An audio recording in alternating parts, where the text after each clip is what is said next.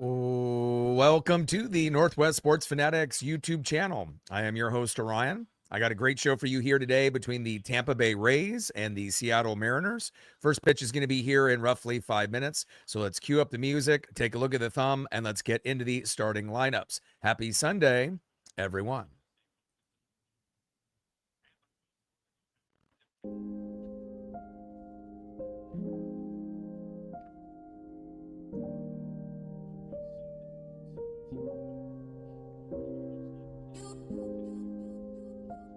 And on the thumb, on the left, third baseman, superstar, Junior Caminero. And on the right, the big dumper, Cal Raleigh.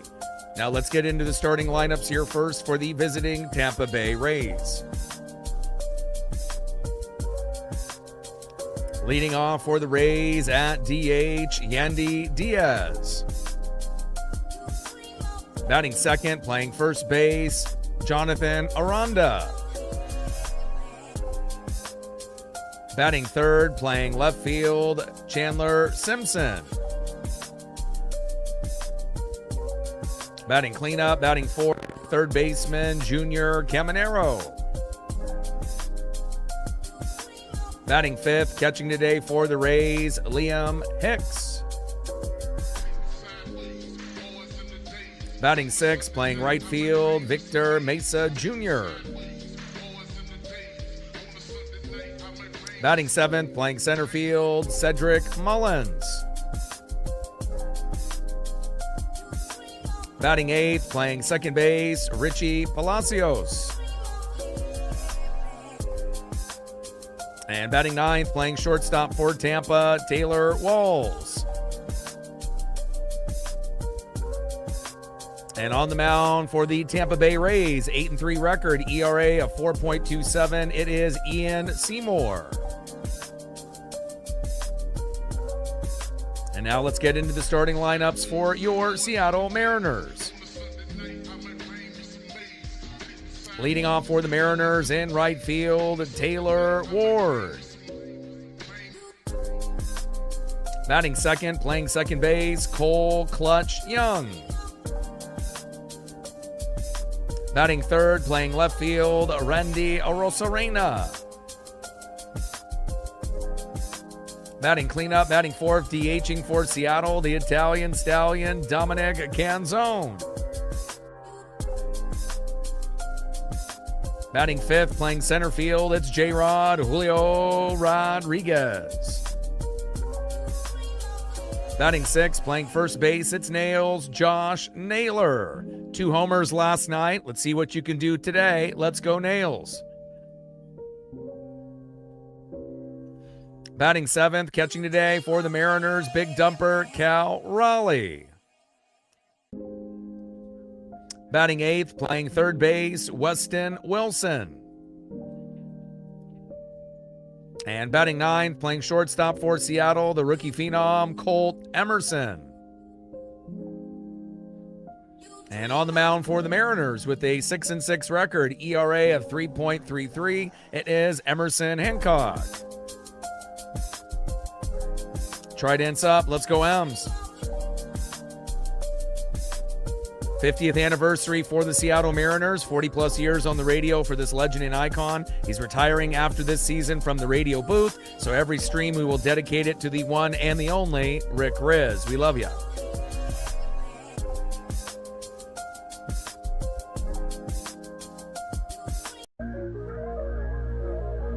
Shout out to my boy Brooks Beats with the best beats on YouTube. We're going to be shooting for 100 likes, 100 on that dono train.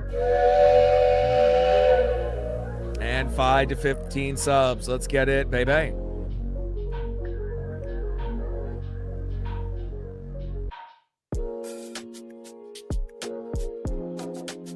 Daniel in the building. What's good? Shout out to our female audience, our new subs, our regulars, our mods, and everyone watching in the United States, Canada, Mexico, South America, Asia, and beyond. We are global.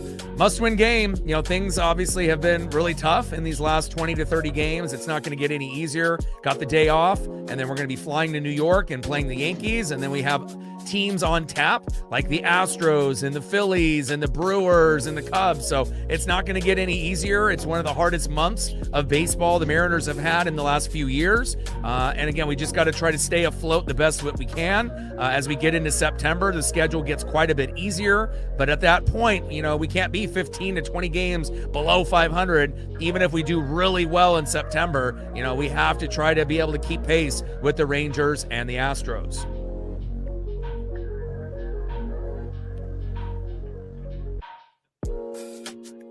Emerson Hancock on the mound and making his way toward the batter's box, leading off DHing Yandy Diaz. On deck is Jonathan Aranda, and batting third today is Chandler Simpson.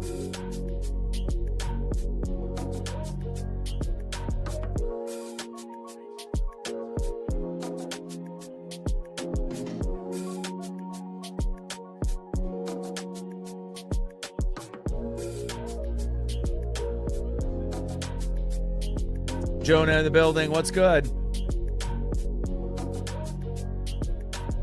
Just getting all my screens all situated here.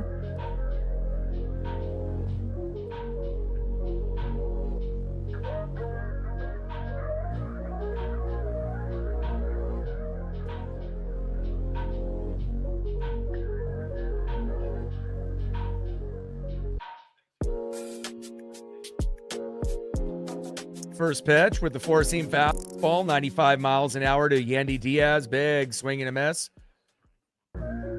Looks like he just got a little piece of it, little foul tip. 0-1 count.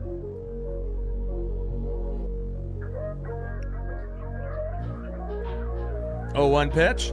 Big swing and a miss with a sweeper, 77 miles an hour, low and at the knees. No balls and 2 strikes to Yandy Diaz.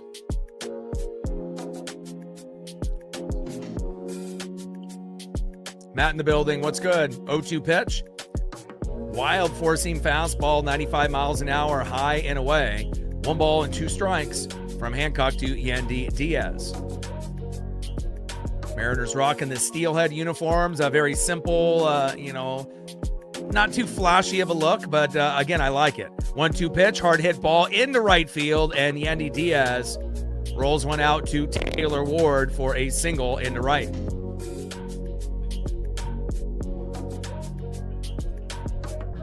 Batting second in the 2-hole, first baseman Jonathan Aranda, and on deck, Chandler Simpson. And normally that's going to be Junior Caminero in the 3-hole, but they're kind of flip-flopping a few of the guys in the order, and we'll see if that makes a difference today or not. And obviously the magic number for the Mariners, 5 runs, 7 to 10 hits. And obviously we have to have Hancock hopefully give up 2 runs or less, considering we don't really know what the bullpen will give up. And again, it's definitely been a very challenging year, and August is not going to get any easier, but we got to do our best with what we have. First pitch is a strike, 0-1 count. Dante in the building, what's good? Flying Monk in the building, what's good? 0-1 pitch, popped up, and a little blooper right in front of Julio Rodriguez, and not a great start here for Emerson Hancock. Runners at first and second with no outs.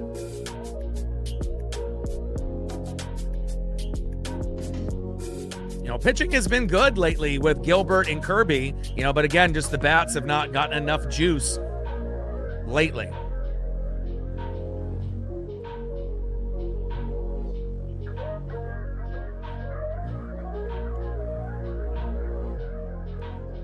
Next up is Chandler Simpson, and I hope that we can get a few double plays. We're going to need to be able to bunt. We're going to need to be able to steal some bags. We need home runs. We need ribbies as a bunt gets dropped down. And thankfully, that ends up rolling foul. 0-1 count.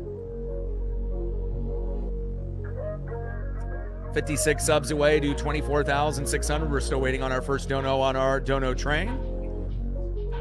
And hopefully by the time we get towards the middle to halfway to the bottom of the first inning, we'll have a few, obviously, likes to get us closer to 100.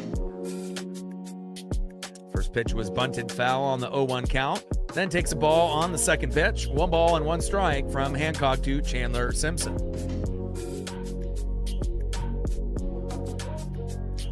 1-1 pitch. After that second pitch on that changeup ends up being low and away. You get a changeup low and at the knees.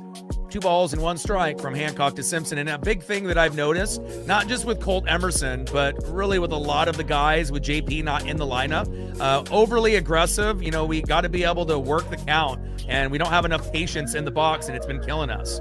2-1 pitch, popped up and bunted behind the plate towards the T-Mobile bricks. We've had way too many outs on the first 2 pitches, pop-ups and ground ball outs, and that's unacceptable. You know, we don't have too many guys that can even get 2 hits or more, you know, as of late. It just seems like everyone's getting 1 hit or none, and then maybe 1 guy in the lineup will get 2 or 3 if we're lucky. And thankfully, Naylor had a great game, you know, but again, 2 home runs and a double, but who else? You know, we need others to step up as well. 2-2 pitch, fouled off and out of play, high and away with that sinker, 96 miles an hour. 2 balls and 2 strikes from Hancock to Chandler Simpson. Trident's up, let's go Ems. 2-2 pitch, a little slow dribbler. Goes off Emerson's glove, probably should have let that go through. And now everybody is safe with bases loaded and no outs. Come on, Ems. I mean, we know this is the best team in the American League. We know that realistically, this might be the team that represents the American League in the World Series, you know, but we want to make sure that we can compete. And again, you know, we haven't got beat down in the first 2 games. I mean, they've been close, but obviously, you know, even when you end up losing by a run, an L is an L. So, and now we desperately need a strikeout and a double play, or a double play and a strikeout. Otherwise, we're going to be down 1-2-3-4-0 here early. First pitch is inside, 1-0 count. And we definitely have seen Hancock and Miller, you know, kind of go on a downward slope. Wu is good at home, but not on the road. And then obviously Gilbert and Kirby are our best 2 at the moment. Got to call up Kate Anderson. You know, it might be the only saving grace that we have, but I highly doubt they'll do it. 1-0 pitch, big swing and a miss with the cutter. 1 ball and 1 strike from Hancock to Junior Caminero. Can't give up a grand salami here early. Shout out to my boy Brooks Beats with the best beats on YouTube. 1-1 pitch. And a little bit of a check swing, phantom swing there, low and out the knees. 1 ball and 2 strikes to Junior Caminero. Emerson Hancock on the mound. Junior Caminero, one of the best third basemen in the game, if not the best, in the box. 1-2 pitch from Hancock. And just got a piece as it rolls back to the T-Mobile bricks. 1 ball and 2 strikes with bases loaded and no outs. 0-0 here early between the Rays and the Mariners.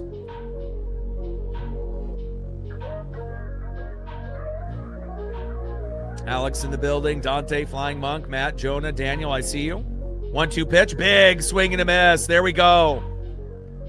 And that's exactly what we needed after a rough start by Hancock. Down goes Junior Caminero. Big swing and a miss. High and away.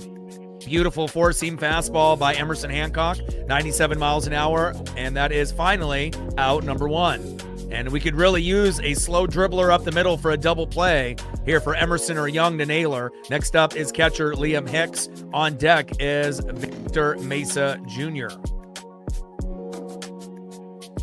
Got to be able to get out of this jam if we can unscathed.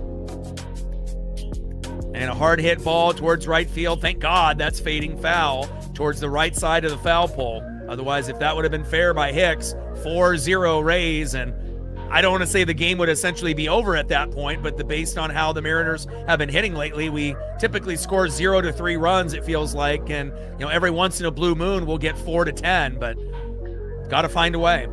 0-1 pitch with the sweeper, 77 miles an hour, low and away. 1 ball and 1 strike from Hancock to Liam Hicks. Trident's up. Let's go Ems. Come on, Emerson.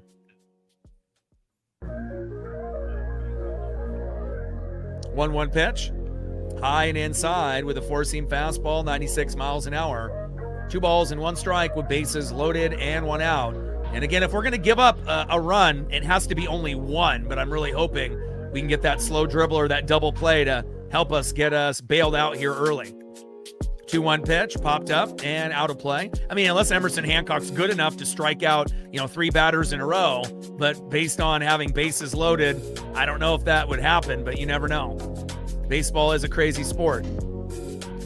Pitch fouled off and out of play with that sinker, high and away. 2 balls and 2 strikes to Liam Hicks. 2-2 pitch, low and at the knees as it goes into the dirt with that curveball missing. Count now is full, 3 balls and 2 strikes from Hancock to Hicks. And we don't want to have a walk and have that freebie run come in from third, but this is a big pitch here already early on. Rays have the Mariners on the ropes early. 3-2 pitch. Popped up. And out of play. Count still remains 3 balls and 2 strikes with bases loaded and 1 out. Come on, Emerson.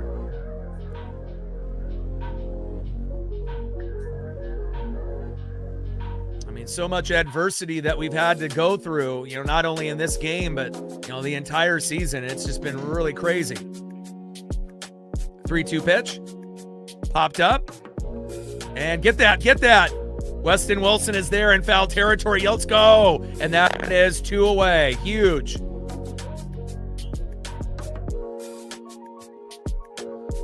Next up in the 6-hole, right fielder Victor Mesa Jr. On deck in the 7-hole, center fielder Cedric Mullins.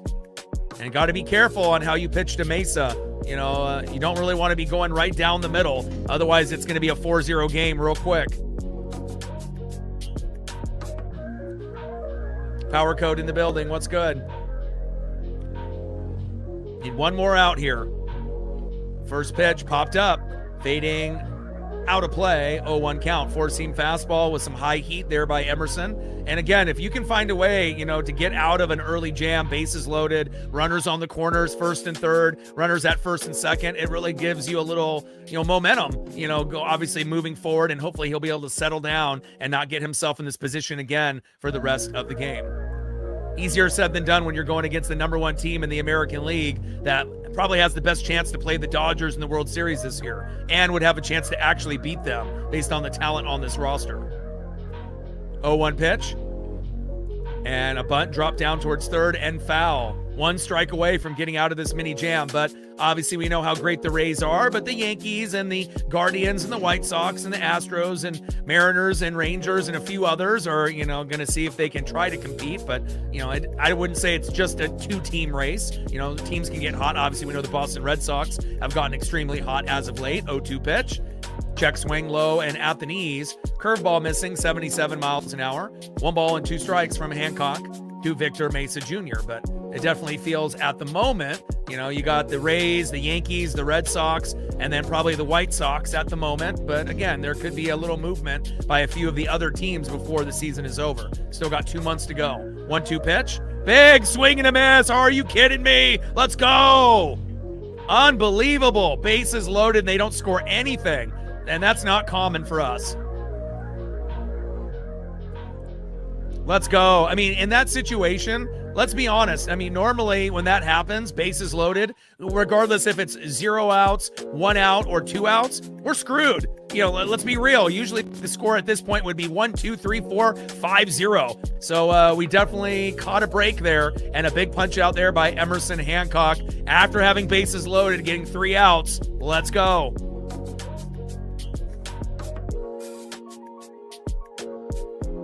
Sometimes it pays to be a little lucky. And honestly, we have been close in the first 2 games. It's not like we've been blown out.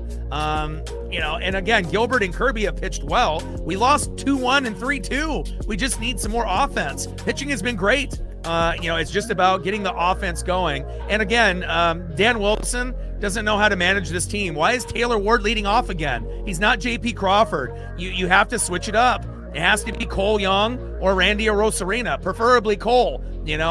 Taylor Ward should be batting 7th or 8th. I know he can walk a lot like JP, but again, and there is no world, that you should have Taylor Ward leading off.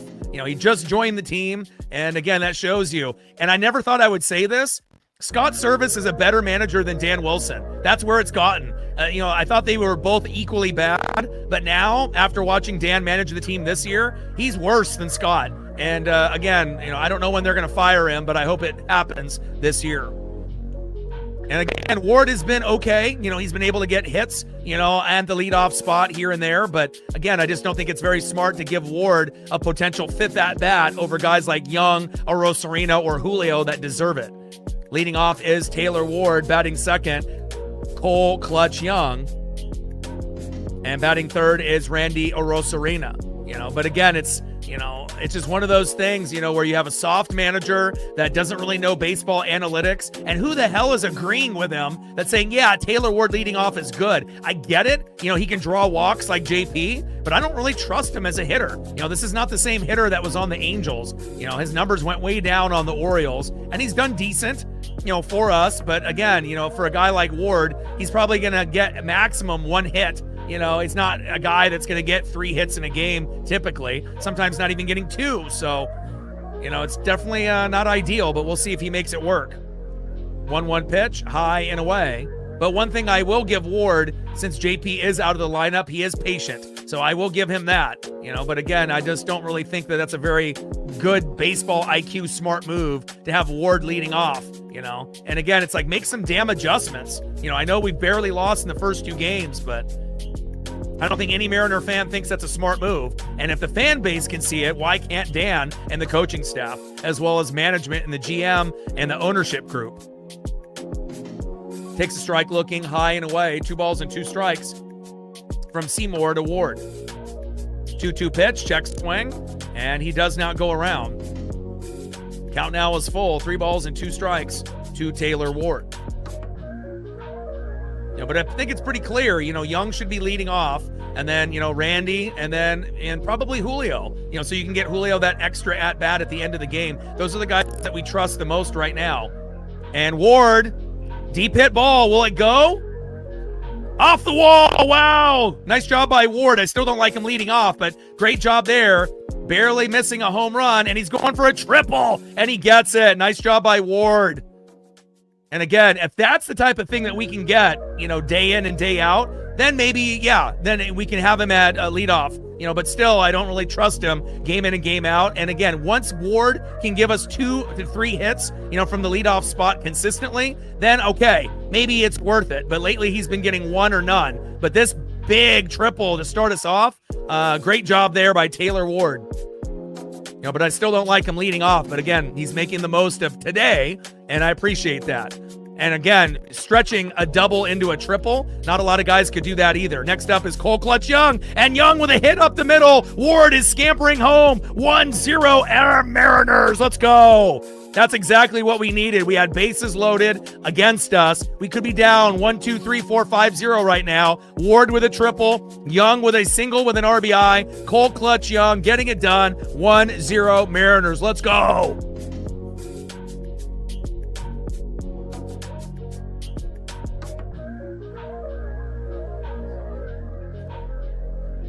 There we go.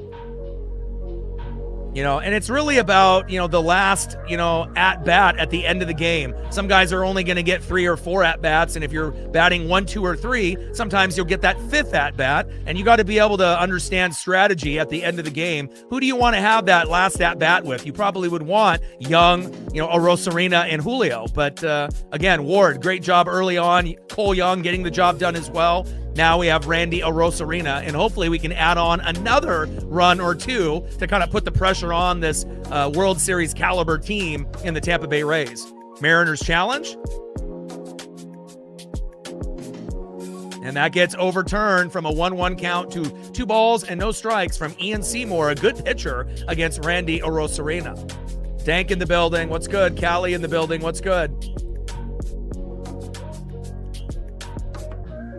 2-0 pitch, popped up and out of play. And normally with Ward, when he's getting hits, it's usually 1 a game and it's a single. So this is kind of a new thing for us. If he can get doubles and triples, then that changes kind of the strategy and whatnot. But consistency is king, right? And that's all we are, really wanting to see is consistency.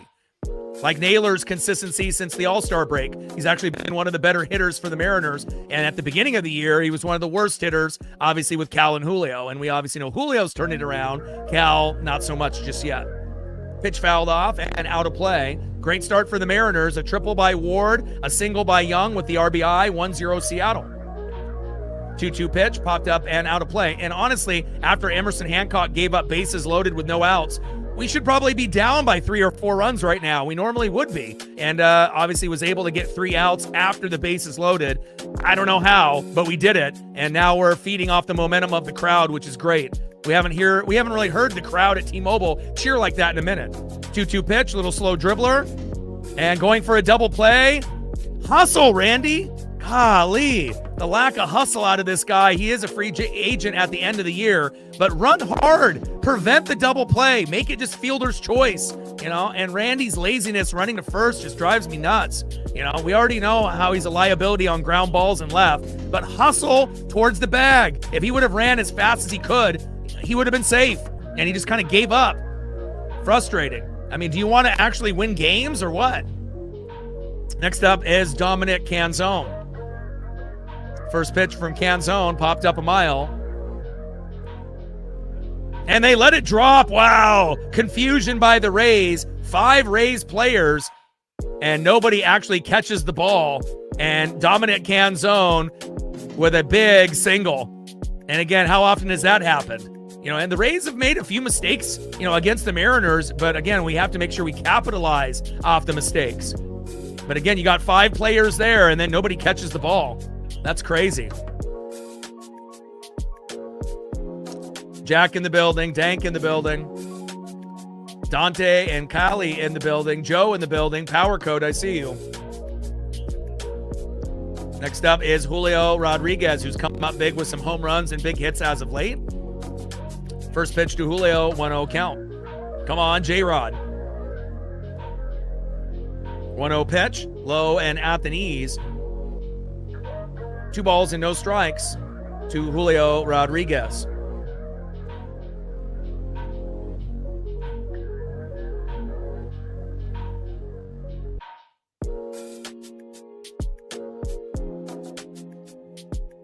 Two-0 pitch from Seymour. Big swing and a miss there by J-Rod.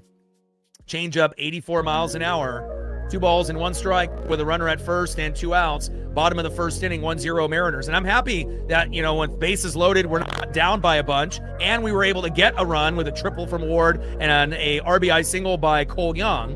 2-1 pitch. But it would be awesome if we could get like a Julio home run right here to go up 3-0 to really put the pressure on. And again, it's not like we've lost and by a lot against this, probably best team in the American League and one of the best in baseball with the Dodgers. 3-2 and 2-1. Just need a little bit more offense. 2-2 pitch, big swing and a miss. Down goes Julio. Seymour able to get that last out, but at least we end up taking the 1-0 lead.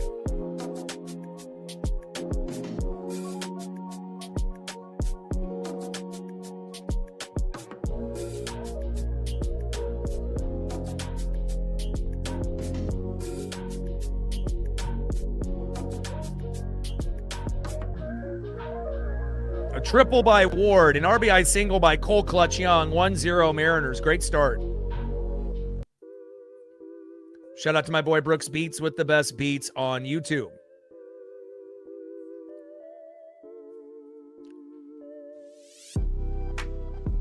Next up for the Rays, in the top of the second inning, center fielder in the 7-hole, Cedric Mullins. Batting second in the 8-hole, second baseman Richie Palacios.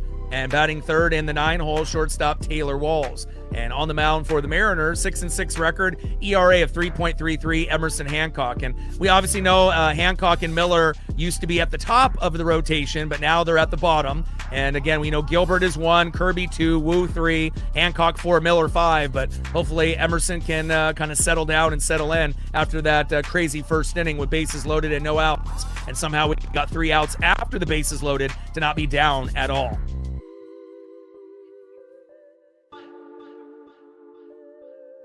Gained 3 subs during the commercial break here. And that first inning, 53 subs to go to 24,600. Still waiting on our first dono on our dono train. And let's see where we're at on the likes. Hopefully we're close to halfway in that 40 to 50 range. And we're at 38. 62 to go.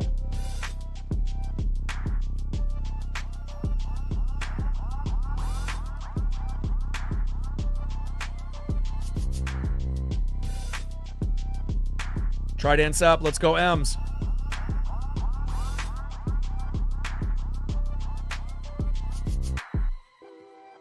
Sean in the building. What's good?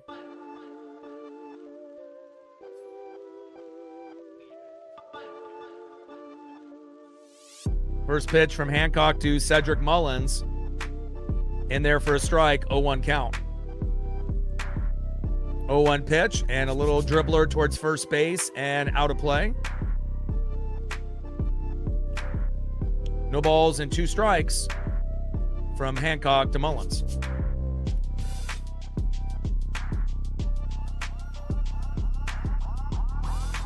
Try dance up. Let's go M's. I mean, a lot of our pitchers would have better records. You know, not only Emerson Hancock, but, you know, Miller and obviously Wu if he was a little bit better on the road, and obviously with Kirby and, you know, Gilbert as well. I mean, everyone, you know, if the runs were there and we had a little bit more consistency, every starting pitcher would have a minimum of 2 more wins. Maybe, you know, some guys 3 or 4 more wins.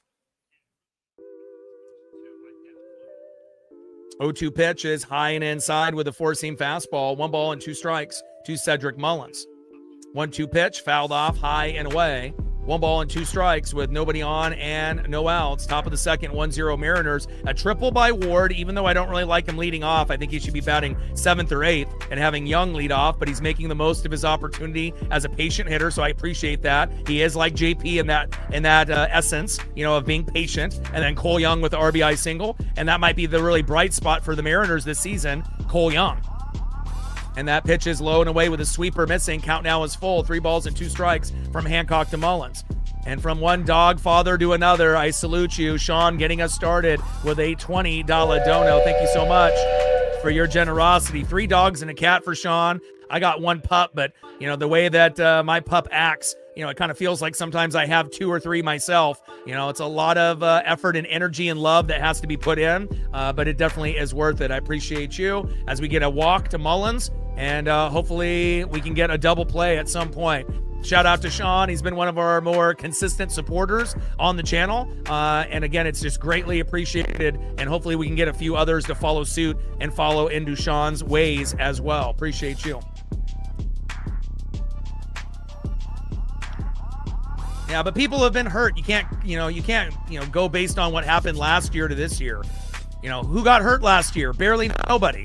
You know, Victor Robles going into the wall at San Francisco. You know, had Kirby miss the first 3 months. Gilbert missed about a month and a half. And that was it. You know, that was pretty much it. I mean, we got 3 bullpen guys out almost the whole year. Our starting third baseman out for almost the whole year. Just got him back. And every starter besides Young and Emerson has been injured either, you know, for a couple days or a week or longer. You know, and that's not ideal to build chemistry. And on top of that, you know, having guys play worse than expected. Andres Munoz, top 5, top 10 closer, going to bottom 10, you know, bottom 5 at the beginning of the year, but it's got better lately. You know, obviously Wu and Kirby were worse than expected. So you can't compare, you know, last year to this year. And obviously we don't have a guy pacing for 60 home runs either. So again, you know, injuries happen. And when you have injuries, you can't expect that player to be the same guy that he was. Sometimes it takes a little time to get back to, you know, that type of player. And, you know, hopefully Cal will be better next season. But if you really look at his career numbers, you know, Cal's only had 1 tough year. It's this year. Every year besides that, he's been very consistent. And this is the first year that he's gotten hurt. So, you know, and it's not just one injury, it's multiple. 2-0 pitch popped up. Randy Arozarena is there in shallow left and caught, and that is 1 away.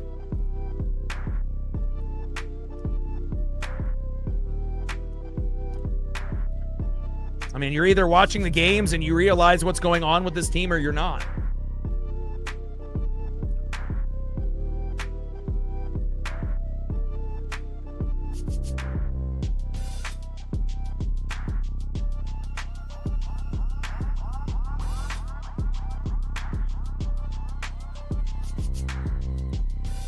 Down goes Palacios, and that is 1 away. Next up is Taylor Walls.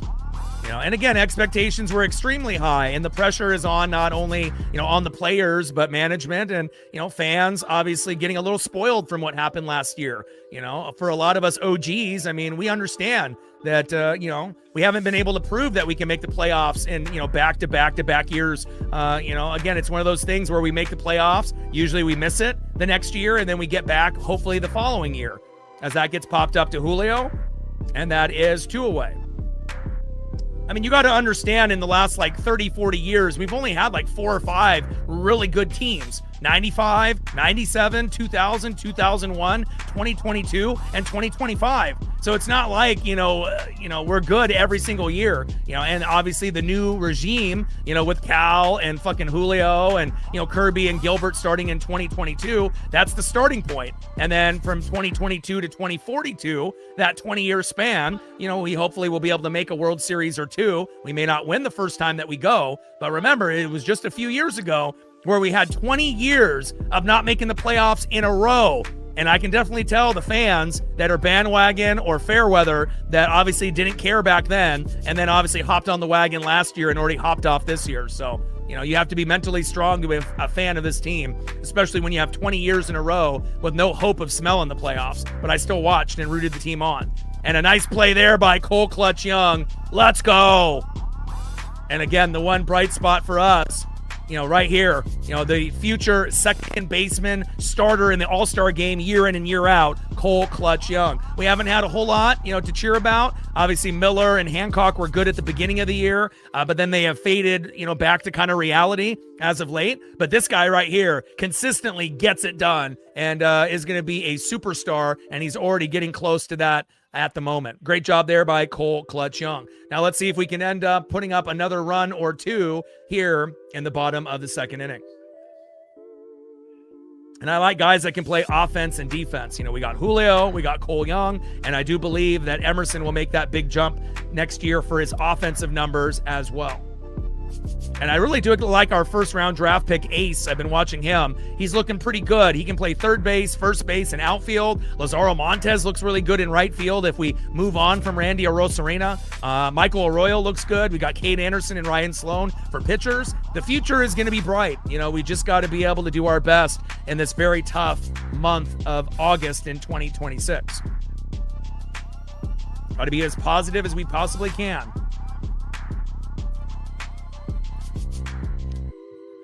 Next up for the Mariners in the 6th hole, having a great, performance since the All-Star break as far as consistency. First baseman Nails, Josh Naylor. 2 home runs last night and a double and a stolen bag, but we need others to step up as well. Batting second in the 7th hole, catcher Big Dumper Cal Raleigh. And batting third in the 8th hole, third baseman Weston Wilson. Trident's up. Let's go M's.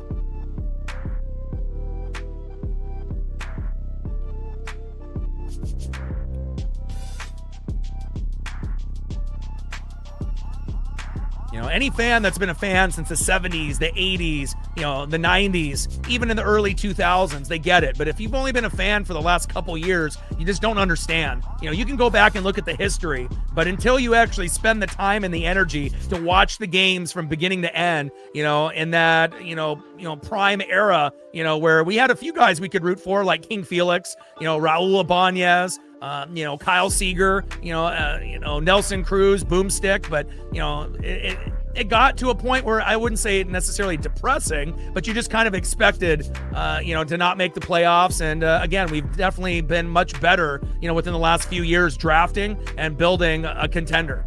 But again, you have to understand it takes time. You got to crawl before you walk. And Josh Naylor, keeping up the hot streak from yesterday, gets a hit right up the middle. Nice job there by Josh Naylor. I love it.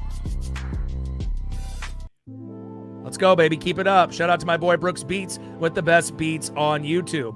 He's been one of the best hitters since the All-Star break, and hopefully he'll keep up that consistency. We're going to need it.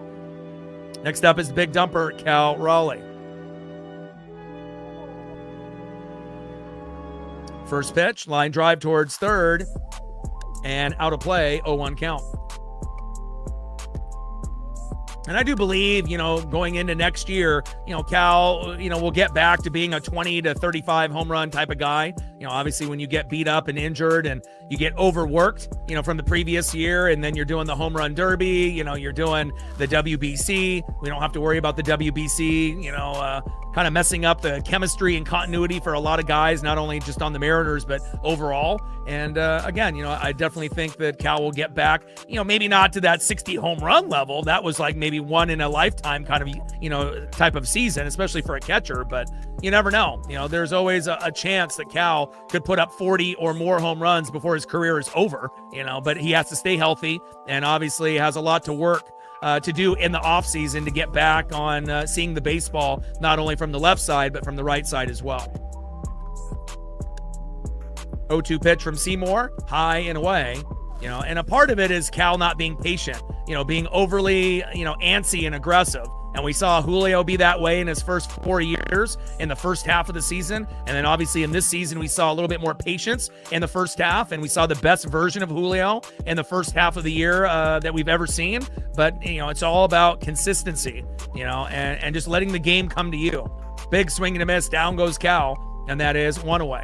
And baseball is a lot about confidence as well. It's not just your physical attributes. It's a lot, up here mentally, and you can get really messed up here, once you start going on a downward slide and people start talking negative about you. You got to be able to believe in yourself and be able to make the adjustments, but easier said than done. Baseball is one of the hardest sports to play, and once you get yourself in a rut, just like with your mental health, with depression and anxiety, it takes a while sometimes to get out of it, and sometimes people are stuck for a while. So, and again, you got to understand that as well. It's not just a physical game. There's a mental part of it as well. Probably the most mental, sport, out of all four, and obviously there's a lot of pressure in the NFL and the NBA and the NHL as well. But, to me, what the guys do in the MLB and the NHL is a little bit tougher, as far as the NFL and the NBA, based on all the responsibilities, catching a baseball, defending a baseball, skating and having to get goals and defend goals, compared to someone throwing a pass and catching it or making a layup or a three or a free throw. I mean, obviously you have to be physically gifted to be in the NFL and in the NBA. But to me, playing in the NHL at a high level or the MLB is a little bit tougher. There's a lot more people that could be, in basketball and football rather than being a professional in hockey and baseball. To me, it's a lot harder to be good in those sports than the others. And again, there's a lot of people that, if you're 6'5" and above and athletic, depending on your work ethic, you might be able to do something, in the NBA, in the NFL. You got to be athletic and obviously be gifted there as well. But skating, on the ice and doing everything with the responsibilities, and then throwing a baseball, catching a baseball, hitting a baseball. And it's not like there's just one pitch in baseball, a fastball. Now we start to see 5, 6, 7 different pitches. Very challenging. It's not like any of us could do any better. So 2 balls and 2 strikes to Weston Wilson. Bottom of the second inning, runner at first with 1 out, 1-0 Seattle. And we can be, as critical as we want to be, and again, obviously we're passionate fans and whatnot, but again, it's not like any of us could do anything that these guys are doing. And it's not like guys are batting, 500, 700, getting 7 hits out of 10 opportunities. If you bat 300, 3 hits out of 10, you might be a multimillionaire. But if you get 2 hits out of 10, you might be playing, you might not. You get 1 out of 10, you're probably not even in the big leagues. You're probably in the farm, or you don't have a job at all. So, it shows you the margin of error in baseball from 1 hit out of 10, 2 hits out of 10, or 3 could be the difference between you being a multimillionaire or an all-star to a guy that might be in the league, might be on the bench, or you might be in the farm or unemployed. Facts. Pitch fouled off there by Weston Wilson. Countdown was full. 3-2 pitch. Pop behind the plate to the T-Mobile bricks. Count still is full. 3 balls and 2 strikes to Weston Wilson.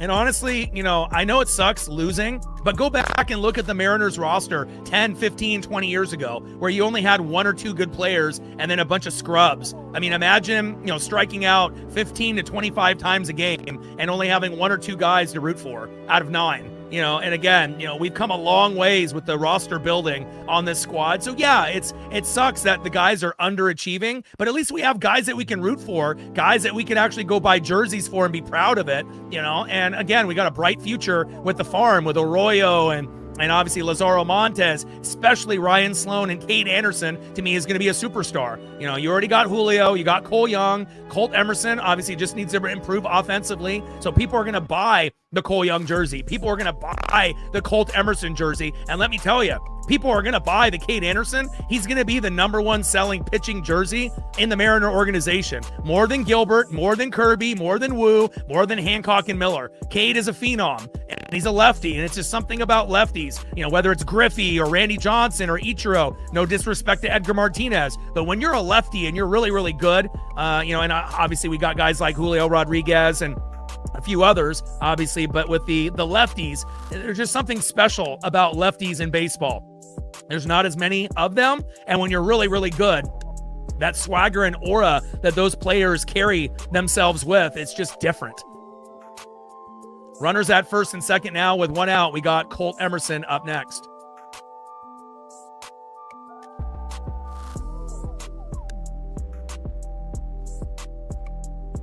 First pitch, takes a strike low and at the knees, 0-1 count. And in the NBA, if you go on a slump, shooting threes, you can take a layup and get your confidence back. Hit a free throw, hit a jumper, right? In the NFL, you had a few drop passes. You hit the jug machine. Next game, you might be able to get a few hits, throw to second and safe. Right? You dropped a touchdown pass. Maybe the next game you'll be able to get one, you ended up fumbling the ball as a running back. Next time, you might be able to get that goal line, cheap 1-yard touchdown, dive over the top, gain your confidence. But in baseball, you could end up going 0 for 50. And think about how that would affect your mental health, just trying to keep believing in yourself and then going against all this competition. And, you start to kind of go on a downward slope. Or if you're a pitcher and you can't hit the strike zone. And a little chopper that ends up being foul.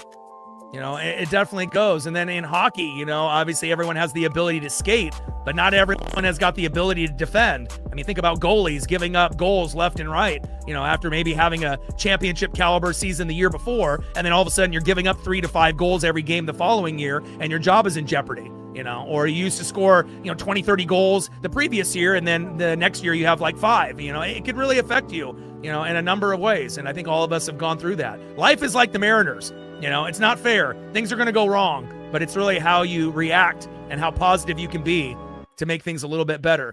As Emerson ends up striking out. And again, Emerson gets into way too many 0-2 counts. It's kind of like Julio in the beginning of his career, a little bit too antsy to be kind of the guy, and again, you're a rookie. We know you're going to have growing pains, but if you start playing like Cole Young, you're going to be like Cole Young, and that's exactly what we need. We need Colt Emerson, Cole Young, and Julio to be the guys that are great on offense and defense. And again, we obviously have a few guys on the team that are kind of one-sided like Randy, really good at hitting, but a little bit of a question mark defending. Next up is Taylor Ward. First pitch is high and inside, 1-0 count.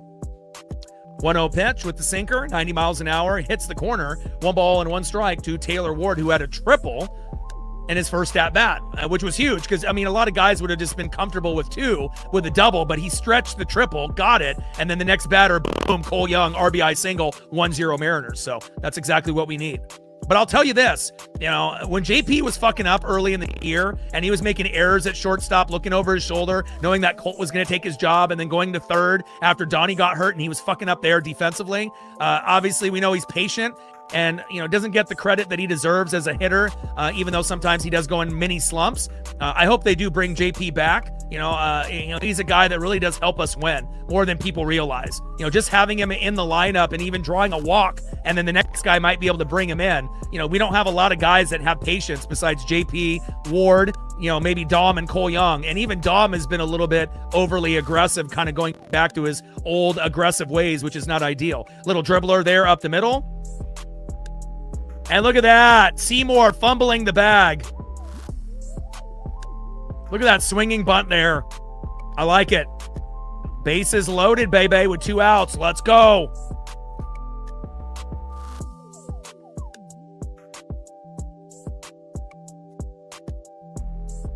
Here we go, baby. I like JP. I think he's got a great attitude, and no one wants to see a guy fucking up and making errors, at shortstop or, third base. Obviously, third, it was not his natural position. Neither was Donnie. So when you end up playing a position that's not yours, yeah, you're going to probably make some mistakes. Next up is Cole Clutch Young. Big swing and a miss, 0-1 count, and obviously if Ben Williamson was still on the team, that would have been the most natural third baseman, but our rookie Ace, that could end up being the future. Imagine if Ace, ends up being like Cole Young and Colt Emerson. things are going to be really good, and he can play first and outfield. I just can't wait for the point where we get Lazaro Montes in right field, right? We end up getting Ace at third, and then we end up bringing up Arroyo as well as Cade Anderson and Ryan Sloan. I'm telling you, in the next year, this team is going to look quite a bit different, regardless if they re-sign Randy or not. But hopefully JP will be a role player on the team, even if he doesn't start. I wouldn't mind even JP going at DH once in a while, depending on where Dom is and some of the other guys like Rayleigh. Sometimes having a patient hitter, even though it might not be the prototypical DH body that we usually would go for, like the Vogelback, Mike Ford, Carlos Santana type, where they can hit home runs, but they strike out a lot. Dom has been the first guy to kind of buck that trend as an everyday player as far as his looks and his, body shape and whatnot. And again, we'll see what the team looks like next year. 1-2 pitch, and Young. And they end up getting the force out there at Ward at second base. Unfortunately, Cole Young can't get another RBI.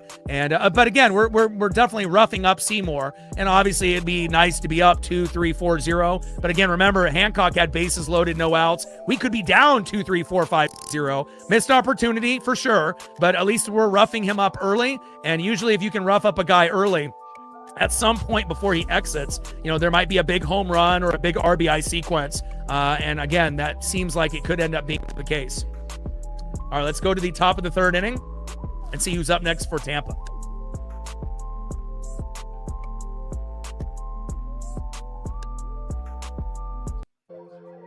Shout out to my boy Brooks Beats with the best beats on YouTube.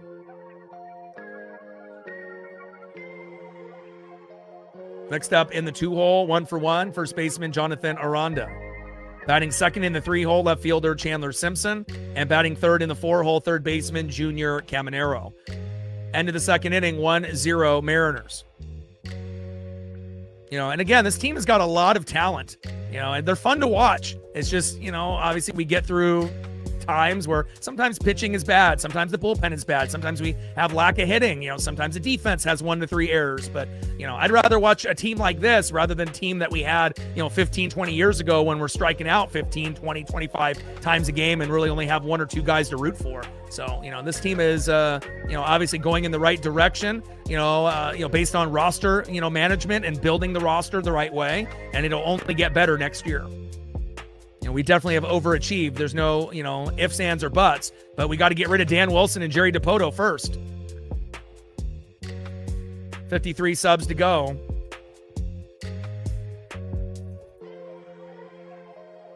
To 24,600.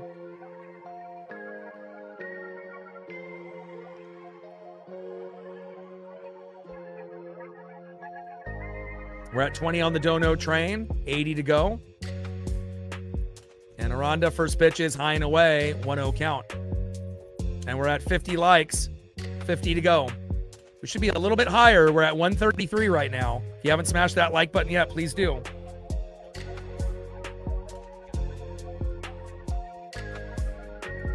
And mods and regulars can help out with that in the chat as well. We should be closer to 75 to 80 right now. So we got 139 in the room. If we can get a little bit more support here by the 5th inning, we should be getting a little bit closer to that 100. Pitch is high and away. 2 balls and 1 strike from Hancock to Jonathan Aranda.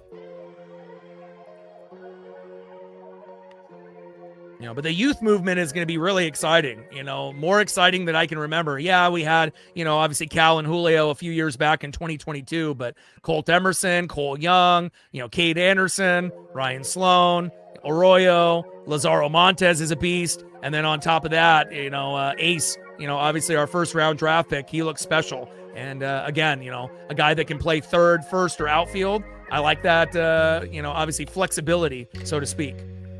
Count now is full. 3 balls and 2 strikes to Jonathan Aranda. And it just kind of sucks that there's not a lot of left field replacements that are out there. We might have to plug in a guy that plays right to left like Lazaro Montes, but, it's only Randy and Ian Happ, and Randy's numbers are better than Ian's, so we'll see if they decide to bring him back or not. And popped up, and that is 1 away. Now, if they made Randy the everyday DH, then we have no issues. But I don't think Randy would be willing to play DH only. He'd rather go somewhere else where he can play left field and at one point or another, pick and choose when he wants to play. But again, we know he can hit, but he is a liability defensively. Pop-up's good, ground ball's bad, and the lack of hustle, game in and game out is a concern. For every, run that he gives us, how many runs does he give up? That's the issue, And again, there's no issue, of him, not being able to hit the ball. He can, but again, I feel that, I think I would rather have someone that, is an all-around player, that maybe hits at a little bit lesser of a rate, but is a better ground ball and a better hustler, and obviously we've seen, Luke Raley and Randy come from Tampa, and they're the complete opposite. One guy hustles all the time, even though Randy's season is over, or Luke Raley's season is over, and obviously Randy, kind of pick and chooses when he wants to play, which is not really setting a good example for the other players, the coaches, as well as the fans. 2-0 pitch ends up being another ball to Simpson, high and inside. 3 balls and no strikes from Hancock to Simpson. But again, left field and right field are quite a bit different, but again, I just want to be able to have a strong no-fly zone all around, and, it'll be interesting to see who plays where. And I think Lazaro Montes has got a really good shot to be our starting right fielder, sooner than later. And we'll see what happens with Randy and JP in the offseason. Count now is full. 3 balls and 2 strikes from Hancock to Simpson. 3-2 pitch, line drive towards third, and it's fair. Run, Randy! Run! And look at, singles turn into doubles, doubles turn into triples, and again, it's just the effort. Even if you already know the guy is going to be safe, show me that you care. Show me that you can throw a laser, instead of just like giving up every time. Oh, well, they got a single. Oh, they got a double. Oh, they got a triple. But every single turns into a double, and doubles turn into triples. And sometimes when that happens, that's how you lose, And again, it's just, I've never seen a player as lazy as Randy in the Mariner organization, except for maybe Robinson Cano. But Randy is much worse than him, Different positions that they played, but still. But I do appreciate Randy's hitting. There's no doubt about that. First pitch to Junior Caminero, 0-1 count.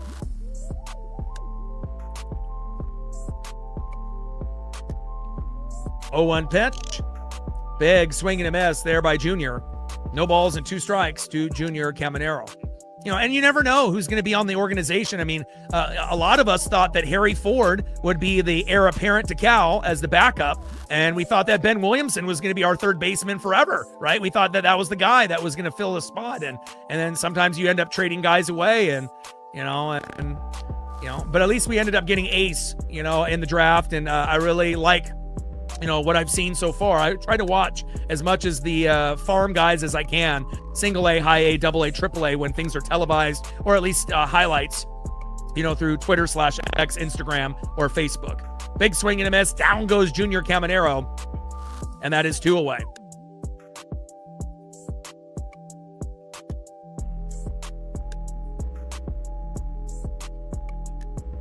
But it definitely feels like we're a different team, without JP, there, and then obviously Luke Raley as well. Next up is Liam Hicks, and it's like you got to have, baseball, guys that are, good people on and off the field that, make the others around them, better, and have those positive vibes. And, things have, been on kind of a slope on a downward trend without JP and Luke available. And popped up into right. Taylor Ward is there, and that is out number 3. Now this is the inning to see if we can get another run or 2 on the board. Let's go.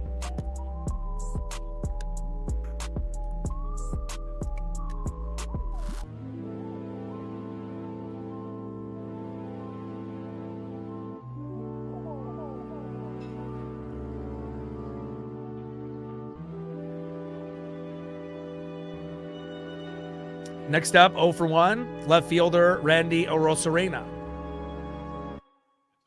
Batting second, 1 for 1, the Italian Stallion in the 4-hole, DHing Dominic Canzone. And batting third, 0 for 1 with a K, it's J-Rod Julio Rodriguez. Let's go, J-Rod. Trident's up. Let's go, M's.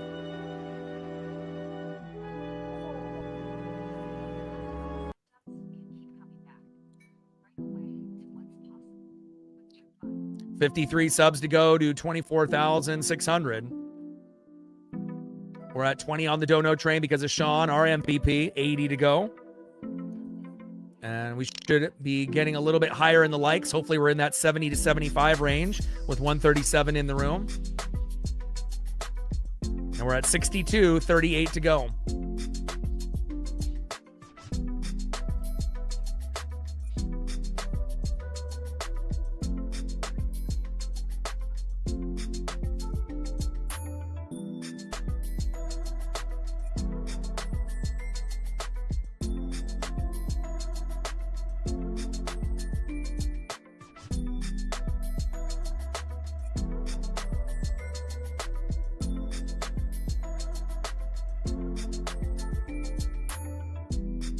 But there's a number of things, that could be better. Obviously, a better manager, a better GM, even though there are some positives, with certain guys and whatnot. But, with Dipoto and with Wilson, obviously I would like to see a change. And I know I'm not the only one. And, again, we got a lot of, amazing draft picks, within the last 6 or 7 years. We don't really miss, on our draft picks. And I like homegrown guys rather than guys that we get from other teams, as like rentals, short-term or long-term. Just seems like a lot of those guys that we get from other teams, it just doesn't work out. But the guys that we draft, those guys work out. And, every once in a blue moon, we'll get a guy from another team that works out. But, obviously the Rob Refsnyder, Connor Joe experiment failed. And again, we just need to be able to have better baseball evaluators, understanding that, it's not a hitting ballpark at T-Mobile. It's a pitcher's friendly, place. So, if you're doing good somewhere else, like Refsnyder hitting lefties in Boston, doesn't mean that you're going to be successful here. And that was a big epic fail. I mean, hell, even Polo and Garver didn't do very good in their first year, and then Polo did much better in year number 2. But, it just seems like the evaluators, on picking guys from other teams, they're not very good at it. Big swing and a miss. 1 ball and 2 strikes from Seymour to Randy Orosarena. Come on, Randy. And Randy with a little slow dribbler up the middle. Throw to first. And that is 1 away. Next up in the 4-hole, DHing Dominic Canzone. Let's go, Ems. We need a home run. Something to get the crowd going. On deck is Julio Rodriguez. And batting third, one of the hottest Mariners since the 4th of July, Josh Naylor.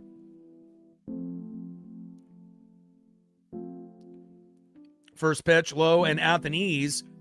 1-0 count. And one thing that every batter can do to make them better is be patient in the box. We have way too many outs in the first 2 pitches with pop-ups and ground outs. And again, especially when the pitcher is really, really good, you need to work the count to get the pitch count up for him to get tired. And then eventually you'll get that pitch that you want to hit on pitch 4, 5, 6. But if you have no patience and you're impatient, then you're going to play into the pitcher's hands. And then if you got a bad pitcher, wait. You don't need to be able to swing at that first pitch when it's going to be low and away.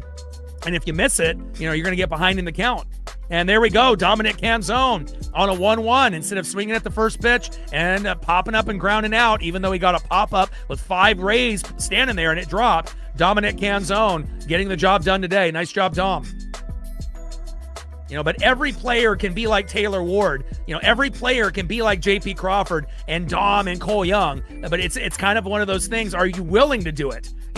It's not the same league where pitchers are going to throw a strike on the first pitch, 99% of the time to get ahead of the count. That used to be the case in the 70s, the 80s, and the 90s. Hell, even in the early 2000s. But that's not the case anymore. The game has changed. We have the ABS. There's no more shifting. We don't have pitchers bat anymore. You don't see pitchers throw right down the middle, for that first pitch strike, as often as you did. Now, do you still see it? Yes. You still see some guys try to, go right down the middle to get that 0-1 count, and then they foul off the second pitch, and then it ends up being an 0-2 count, and the pitcher is like, and they already know they got you cooked, like Colt Emerson. How many 0-2 counts, right? But if you end up being patient, and then you can get yourself into a 1-1, 2-0, 3-0, 3-1, guess what? You probably have a better chance of hitting a home run or an RBI or getting a single, double, triple, And it's still possible to swing at the first 2 pitches and hit a home run or get a triple, or a double or single. But again, pitchers understand, what they have to do to get these batters out. And it feels like to me the pitchers are more intelligent than the hitters. The hitters have not adjusted. They're still playing like the game, from 20 years ago, that they think that the pitcher is going to throw right down the middle no matter who they are. And that's not the case anymore. And it tells me that a lot of baseball players are not watching film like a lot of guys in the NHL and especially in the NFL and the NBA, where they watch film and they understand and they make the adjustments. And I guarantee there's not enough baseball players watching film. They should be watching film like college football and NFL players. And the guys that are really, really good in the league, you can tell they are. And the guys that are average, below average, guess what? They're probably not watching film. And if they are, not enough. And in a sport as difficult as baseball, that would be the sport you would assume that you have to watch the most film. Football, it's like strategy, making sure you can run the routes and figure out, your defender if you're a receiver going against a corner. But especially with pitchers being able to pitch 5, 6, 7 different type of pitches, it's not like there's only one pitch and it's a fastball. You got a lot to be able to watch. And I think, I hate to say it, but I think a lot of baseball players are kind of lazy. They're not willing to put in the work to be great. They might hit the batting cage, but sometimes that's just not enough. And that is strike 3 looking there on Julio, and that is 2 away. I mean, if you want to be the best possible player, yeah, sometimes it's genetics. Sometimes, you have to have a good head on your shoulders. And, you can take all the reps in the batting cage, but sometimes, watching the film, really can take your game to another level. And, again, you can definitely tell the guys that do and the guys that don't. First pitch into Josh Naylor, popped up and out of play, 0-1 count. I mean, not everyone is going to be naturally blessed like Randy Johnson, Ken Griffey Jr., Ichiro Suzuki, and even Edgar Martinez. Again, we've been blessed to have guys that have been one of the best at their positions. And then we got a lot of really nice talent guys now, that can rely on, just being extremely talented. But at some point, if you want to be a Hall of Fame player, not just a good player, but a Hall of Fame, there's work that needs to be done. Pitch fouled off and out of play. No balls and 2 strikes from Seymour to Naylor. And I'm proud of Naylor. He was terrible at the beginning of the year with Cal and Julio, and he's really been able to turn it around. Hasn't had the season that we expected. We expected him to hit more home runs, more singles, more stolen bags, to be that guy that we gave the contract to. And obviously it's not just him. A lot of the other guys have struggled, but it's not how you start, right? It's how you finish. And I'm really extremely proud of Naylor and Mooney turning their seasons around when I didn't know if they would. 0-2 pitch, popped up and out of play. No balls and 2 strikes from Seymour to Naylor. And sometimes you don't realize how consistent a guy is unless you go to like Mariners PR and you follow them on Twitter/X, and then you can see the stats. Or if you go to a lot of stat nerd websites like I do, and you can really break down the numbers on how many hits they've had in a certain amount of games. Because again, when you're watching every game, every pitch, game in and game out, you have a good reference for the most part, but sometimes you need to see the big picture. Like, okay, he's gotten this many hits in the last 30 games. Wow, I didn't realize he's doing that good since the 4th of July. And that's what's really good about Mariners PR.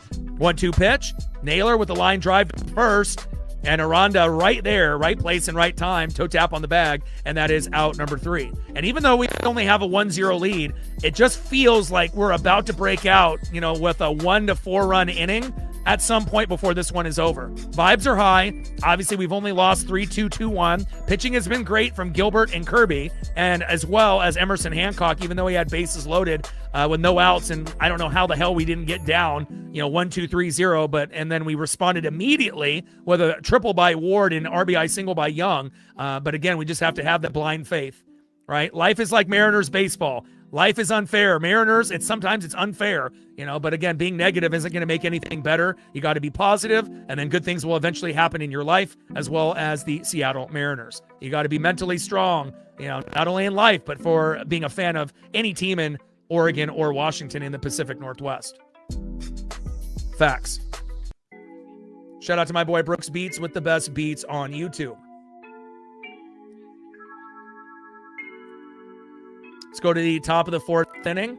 In the 6th hole, right fielder Victor Mesa Jr., 0 for 1 with a K. Batting second, 0 for 0 with a walk. Center fielder in the 7th hole, Cedric Mullins. And batting third, 0 for 1.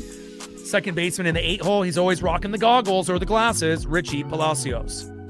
Trident's up, let's go M's. And, no matter how good or bad we do, I love this team, and again, it's like I was mentioning, going back 15, 20 years, you look at some of our old lineups, they were disgusting. We were striking out 15 to 25 times a game, only had 1 or 2 guys on the team that could really root for, and obviously we have a lot of, fun guys to watch and a lot of guys that you could potentially buy a jersey of. It's just now about having the right manager, the right GM, and the right combo of guys, and just praying that to the sports gods that we never have an injury-plagued season like this year. And if we can get through this year, we can get through any year. And I've been watching this team for about 40 years, and I have never seen a team more beat up than this team in 2026. So, comparing last year's team to this year's team, you can't. And again, we only had a couple injuries to Gilbert, Kirby, and Robles. This year, it seems like everyone has been hurt besides Cole Young and Colt Emerson. So, again, you just got to be able to have that perspective. And, again, good things will happen. Little slow dribbler, throw to first. And there we go. A nice, easy, quick out for the Mariner defense. Nice job by Cole Clutch Young. I love it, baby. And that is 1 away. My favorite player on the team. And again, I can't wait, for him to be able to be an all-star year in and year out. And I know it's kind of a bold statement, but I do think, with guys like Julio, that I absolutely love as well, having all-around players, Cole Young could end up being the best player on the team. And again, it could end up being sooner than later. Same thing with Cade Anderson. He could end up being our best pitcher, and we could end up having Cole and Cade kind of like running the show, even though Julio will always be popular and he'll be up there as well, as far as being an all-around player. But, that might be who we build the team around.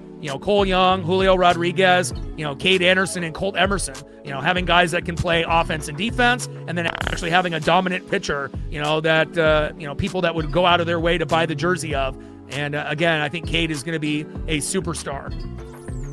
Could end up being, better than Gilbert, Kirby, Wu, Hancock, or Miller, in a couple years. Hell, it could end up being even next year. He's that good. He won a natty at LSU, and as we end up having a hit-by-pitch there on Mullins, that's not ideal, but hopefully that'll be the only one. But, again, it's either you've followed Cade's career, in high school and college, and going slowly in the farm in AA and into the pros, or you haven't, or maybe you've seen some highlights on the internet. But I'm telling you, we've been needing a lefty. We've had Jamie Moyer, and we've had a few guys, as lefties. But again, he can have the impact, Cade Anderson, as of a Randy Johnson, that type of impact. And I wouldn't say that if I didn't believe it. And again, we need to call him up, but obviously they're kind of guiding him slowly. And that's going to be really exciting to see all the Cade Anderson jerseys at the ballpark and people going crazy, rooting for Cade. Same thing with obviously Ryan Sloan. He's no slouch either. And then Arroyo and Montez are going to be fan favorites too. But again, and especially Ace, our rookie from the first round, this season as well. It's like if we just need to fill in the gaps, fill in the gaps of some of the holes that we have, get the right manager, and we'll be good to go. 0-1 pitch, low and at the knees. 1 ball and 1 strike from Hancock to Palacios.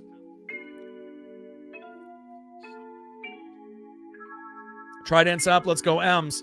But no matter how good or bad we do, I will never give up on this team. I will always love this team, and I always will watch every game beginning to end and root this team on.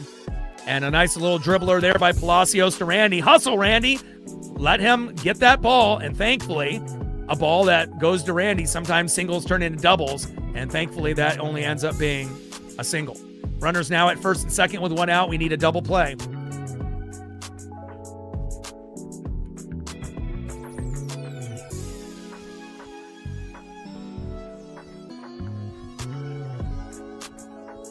And again, we need a third baseman that can defend and hit. And Ace is probably going to be that guy. Obviously Brendan Donovan, we don't know if he'll be able to stay healthy. JP is a rotational player now, and again, we just need to be able to solidify certain positions. Cole Young is at second. Emerson is short. Naylor's at first, but, third base still remains a question. Left field will be a question if we re-sign Randy or not. And then obviously right field, could be Lazaro Montes time. And, Lazaro's got good defense, and he's got a really good pop in the bat. He's going to be a big fan favorite too. 1-0 pitch. high and inside. And again, filling in the gaps with guys like Lazaro Montes in right field and, Ace at third. Sometimes that could be the difference, between us, winning this many games and this many games, just by filling in, those kind of spots that at times are a little shaky. 2-0 pitch. Popped up and out of play. 2 balls and 1 strike to Taylor Walls. But I do think Cade has got the ability to be a top 3 pitcher immediately. And then again, just, working his way up, starting off in the 5, working your way up to the 3, and then eventually being on the Kirby and Gilbert level and maybe even superseding those guys. But again, you got to be able to, get the time to be able to play in the big leagues. But I've never seen anyone in the farm, be as dominant as Cade Anderson, and definitely has superstar written all over him. Pitches outside. Count now is 3 balls and 1 strike from Hancock to Walls. 3-1 pitch. Popped up. Shallow center field. Julio is there. Same thing as Taylor Ward running in at the last minute, and that is 2 away.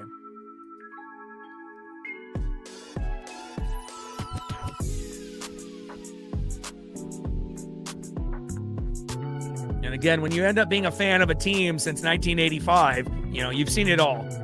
I've seen the best athletes, the best wrestlers, and again, it's a different day and age that we're in now, but again, bright days ahead at some point. Obviously, we know August is going to be extremely tough, but again, if we can get through this year, we can get through anything. Next up is Yandy Diaz. Next up is Jonathan Aranda.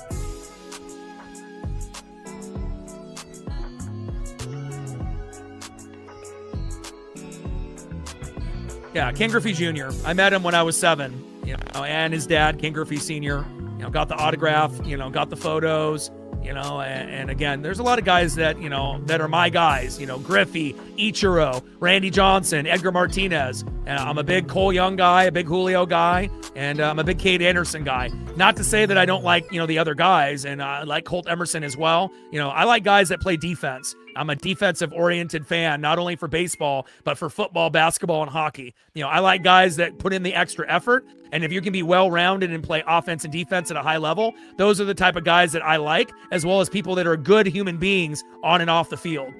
People that actually care about other people rather than people that end up being, kind of questionable with their life choices. Everyone is human and people make mistakes, but some people seem to make those mistakes more often than others. 1 ball and 2 strikes to Yandy Diaz. 1-2 pitch, low and away. 2 balls and 2 strikes from Hancock to Diaz. But again, if I didn't meet Ken Griffey Jr., when I was 7 in his rookie year in 89, and Sandy Koufax when I was 10 in 92, my dad grew up in LA in the 50s and was a big Koufax Drysdale guy. Who knows if I'm doing baseball or doing sports. Line drive, and no throw home and safe, and the game now is tied 1-1. But again, if I didn't meet Griffey and if I didn't meet Koufax, maybe I'm streaming video games instead of sports, honestly. It was a huge impact on my life, and I already loved basketball and football, and wrestling, back at a young age, growing up in the 80s and 90s. But, having my dad show me the love for baseball early was very special, and I really credit, him, by giving me those opportunities to meet Griffey and Koufax, to take my love to a fanatic kind of level. Hence, Northwest Sports Fanatics for the channel name. All right, we got runners now at first and second with 2 outs. The game is finally tied, but can we keep it that way? And hopefully we can get this last out by Emerson Hancock. And it was almost like yesterday. I'm 44, and I remember meeting Griffey Jr. and Sr. like it was yesterday. Same thing with Koufax. I can replay that day in my mind as if it was yesterday, and it was extremely special. And also to be able to get the autographs and the photos, the handshakes, and to have conversations, with people even at a young age. It shaped me in a really good way. Pitch fouled off there by Aranda. 0-1 count. 0-1 pitch, big swing and a miss there. Four-seam fastball, 95 miles an hour, right down the middle. No balls and 2 strikes with a runner at first and second with 2 outs. Top of the 4th inning, 1-1, Rays and Mariners. And, considering the Rays are the best team in the American League, it's not like we've been losing 10-0, which we have, in the past against other teams. We've only lost 3-2 and 2-1. And normally for the Mariners, when we have good pitching, we need to get to 5 runs, 7 to 10 hits. And if we do that, we win with good pitching on top of that, like 90% of the time. But unfortunately, lately, we've been only getting 0 to 3 runs. And when you play a good team like the Rays, sometimes that just doesn't cut it. 0-2 pitch, line drive. Cole Young is there, baby. And that is out number 3. And again, we've had a lot of negativity, towards this team. But again, everyone can agree that this has been the biggest bright spot of the year, even though Miller and Hancock were bright spots early on. But as far as consistency, offense, defense, and just having something to root for, Cole Clutch Young is that guy. And then once he starts going to all-star games year in and year out, either a reserve or as a starter, then I think people are really going to truly realize, if they don't already, that this guy is the real deal. He could end up being the best player on the team. And that's a bold statement when you got guys like Julio and Cal and Randy and Naylor and Gilbert and Kirby, and obviously Cade Anderson coming in pretty soon. This guy is extremely special, and he is my favorite player on the team. I'm a big Julio guy. Julio, number 2 for me, and Cade Anderson, obviously, number 3. Let's go to the bottom of the 4th inning, and let's see if we can end up getting some runs. What do you say? Next up in the 7 hole, 0 for 1 with a K, catcher, big dumper, Cal Raleigh. Batting second in the 8 hole, third baseman, Weston Wilson. Should be Brendan Donovan. If he's healthy, he should be playing every day. And batting third, 0 for 1 with a K, in the 9 hole, shortstop, Colt Emerson. Great at defense, struggles on offense, a little bit too antsy, but again, he'll learn. And I do believe he'll have a breakout year next year that he'll be able to hit somewhere between 15 and 22 home runs next season. And he'll really be able to show everyone that he can be like Cole Young. Colt Emerson. Let's go. Trident's up. Let's go, M's. We're at 20 on the Dono train, 80 to go. 53 subs to go to 24,600. Gained another sub moments ago. Appreciate you.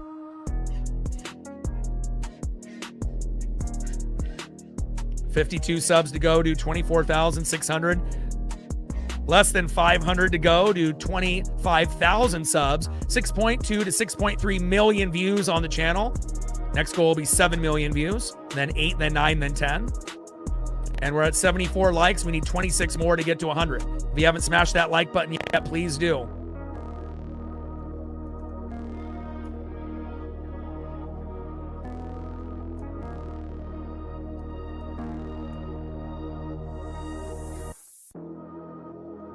We got 165 in the room. We should be definitely closer to the 80 or 90 range. So if we can get just a few people to show a little love and support, by the 5th or 6th inning, we should be at 100. First pitch is low and away, 1-0 count. 1-0 pitch there from Seymour, fouled off. 1 ball and 1 strike to big dumper Cal Raleigh. 1-1 pitch, big swing and a miss there by the big dumper. 1 ball and 2 strikes from Seymour to Cal.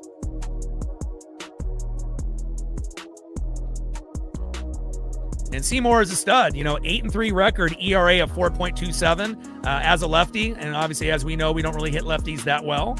1-2 pitch, Cal pops it up, shallow center field, and caught. And that is 1 away. And the Tampa Bay Ray defense is amazing. They don't really give up a whole lot, but we have had a few questionable plays that we've been able to get on them in the series, but we just got to take advantage. Next up in the 8 hole, third baseman Weston Wilson. On deck is Colt Emerson.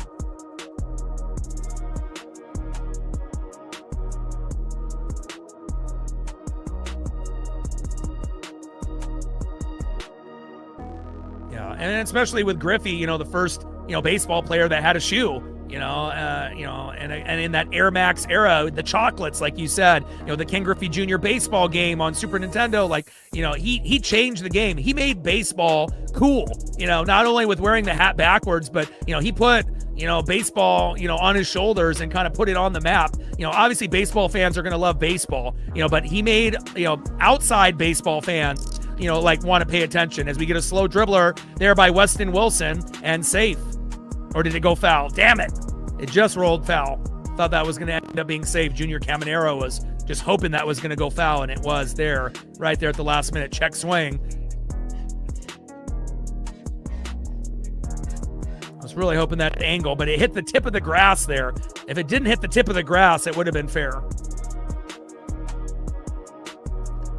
But again, to make baseball cool, like, it's easy to, grow up in the 80s and 90s and love football. Joe Montana, Jerry Rice, Bo Jackson, Barry Sanders, Deion Sanders, and many, many others, and then basketball with, Magic and Bird and Jordan, Karl Malone and, going to Chris Mullin and John Stockton and Charles Barkley and Hakeem Olajuwon and David Robinson. I mean, the list goes on and on and on. And then going into the Shaq, Kobe, Iverson era, but again, for baseball, obviously with a lot of the steroid era, we have to be very happy that everyone was pretty much clean for us except for, Alex Rodriguez. And that's why I don't really, I'm not really down with him.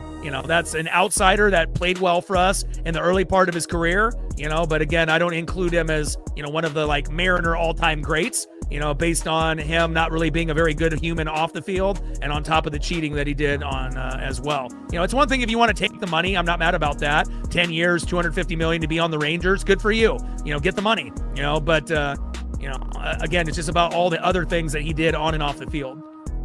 1-2 pitch, big swing and a miss. Down goes Weston Wilson, and that is 2 away.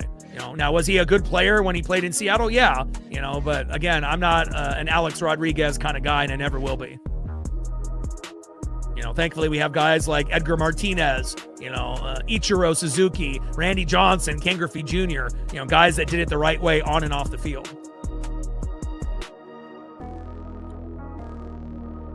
I mean, there's a reason why in the 50 greatest Mariner players that, A-Rod got booed by half the stadium. There was cheers, but there was boos for a reason. Popped up, and that is out number 3. And if I'm going to fuck with a Rodriguez, guess what? It's Julio. All right, here we go. Let's go to the bottom of the 4th inning.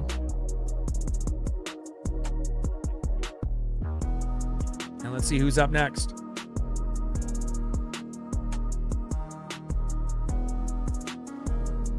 End of the 4th, and now we go to the top of the 5th as Emerson pops out. Got to be able to be more patient in the box, Colt. We've been saying it over and over again. Let's go to the top of the 5th and see who's up next here for the Rays.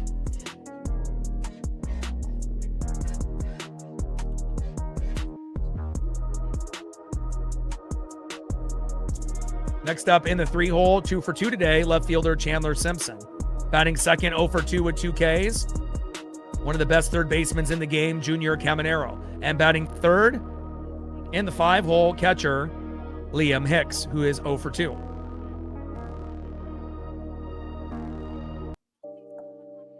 Shout out to my boy Brooks Beats with the best beats on YouTube. 52 subs to go to 24,600. We're at 20 on the Dono train because of Sean. 80 to go.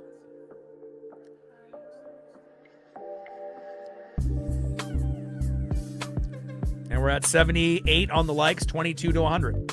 We're almost there.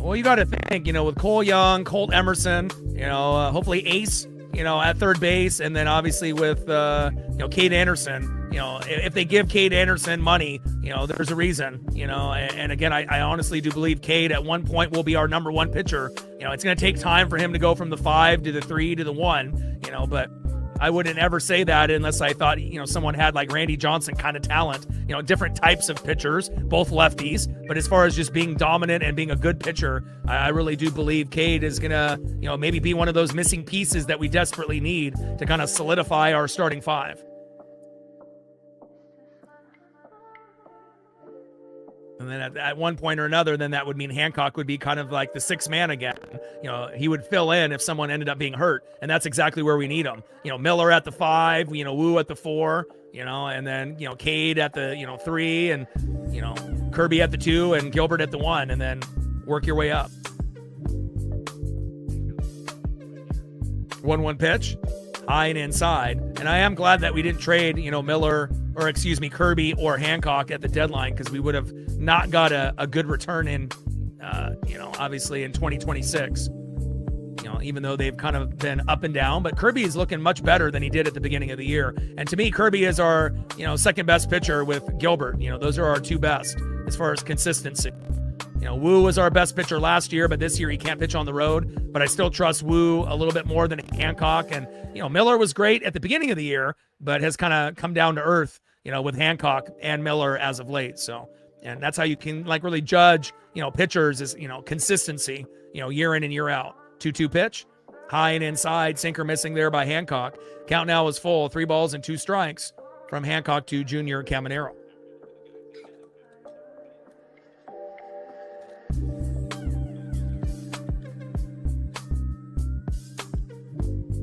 Let's go. Hancock steps off the mound.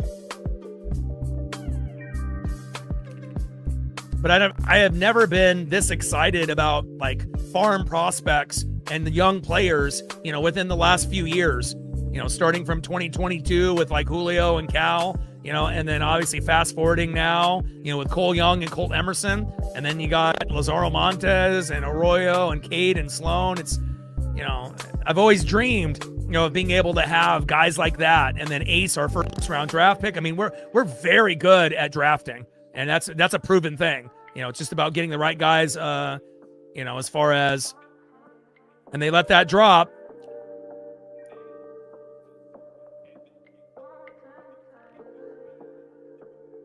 Good job taking the speed off the bases there for Chandler Simpson. Good job. And that was a good heady play by the Mariners there.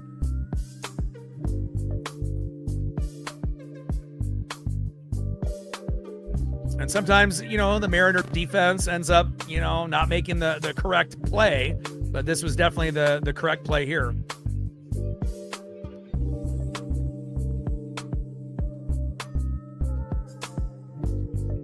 And now we might be able to get a double play on Caminero here up the middle if we get a slow dribbler, which we haven't been able to, complete too many double plays lately.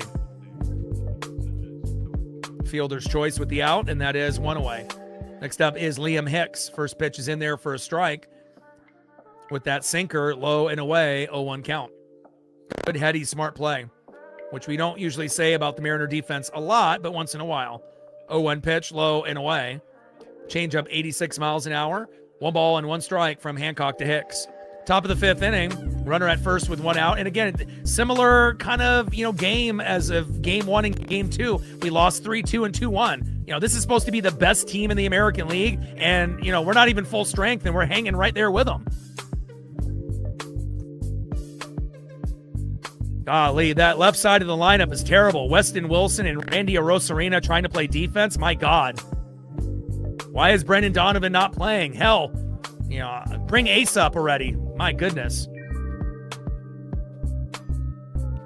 I mean, if we can get Lazaro Montes to play left field, even though he's a right fielder, and Ace at third, that would really help us out quite a bit. But I don't know if Lazaro can play left field when you are naturally born as a right fielder. If you play center, you can usually play a little bit. And if you play right, you can usually play center. But not a lot of guys that can play right can play left. There's a little bit of a difference, in the learning curve for whatever reason.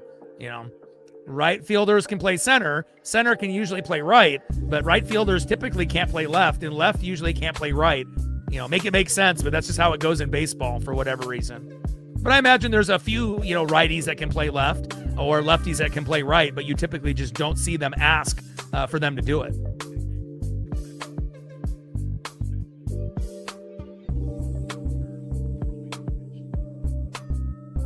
And now we got runners at first and second with 1 out.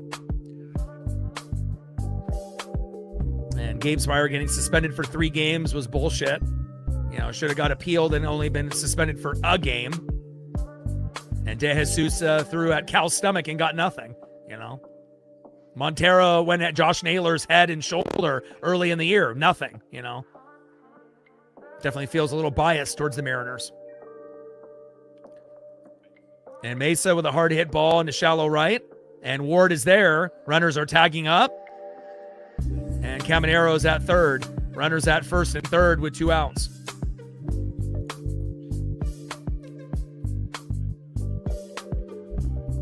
He's a free agent after this year. The only left fielders that are available are Randy and Ian Happ, unless we can put someone in left field, or if there's another individual that becomes available. But it's like, I don't know if Luke Raley and Dominic Canzone and a few of the guys that end up playing outfield and DH, I don't know if they can play that position, strong enough. But again, as long as I get effort, and hustle, I guess like a Luke Raley type would be good in left, a guy that always hustles, always tries hard and will throw lasers and not lobs. But,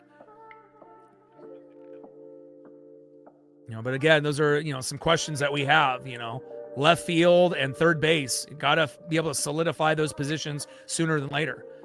Top of the fifth with runners on the corners at first and third with 2 outs. 1-0 pitch to Cedric Mullins. Low and at the knees with a changeup, 85 miles an hour missing. 2 balls and no strikes. With Hancock on the mound, Cedric Mullins in the box.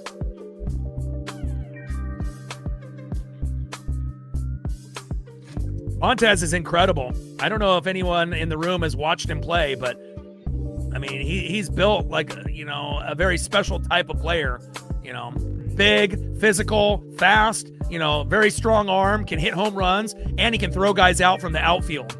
We haven't had a guy like that, besides Julio. So, if we, can get him called up, who's in AAA now, I think he'll have more of an impact than Arroyo, even though Arroyo could have an impact, but Arroyo's more of an infielder. And Montez can obviously fill in one of those gaps in right field, which is also another kind of question mark. Left field, right field, third base. Depending on if they bring Randy back. And obviously if Randy and Brendan Donovan can stay healthy, and if Randy can improve on his defense, then or move him to everyday DH, but I don't know. And a ground ball up the middle, gets past Cole Young. Runner scores. And now it's 2-1 Tampa.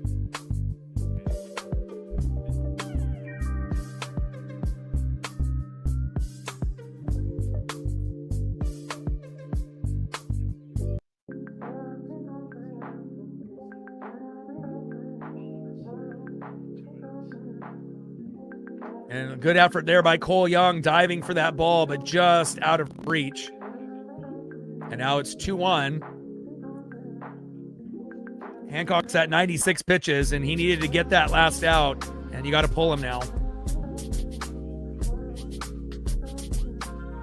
And now Jose Ferrer is coming in to go against Richie Palacios. But only giving up 2 runs, and again, our pitching staff, has that ability, but, the hitters, scoring, 0 to 3 runs 90% of the time ain't going to cut it. We got to get to that 4 to 5 run range, 7 to 10 hits with good pitching and good bullpen and good defense.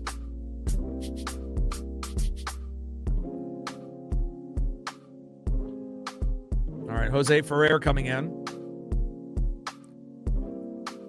Trident's up. Let's go, M's. Got to get this last out, and then the offense needs to get going.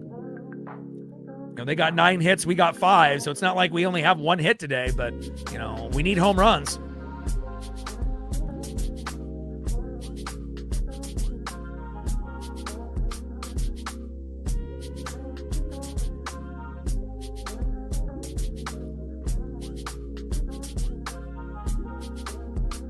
If you're 70-46, Jesus Christ, it's the best record in the American League compared to 56-62 for the M's. So, anytime you're going against a team that's got that many more wins than losses, of course they're good. And they're good at a lot of things, hitting and defense, and they got a good manager, pitching and bullpen. That's when everything's coming together.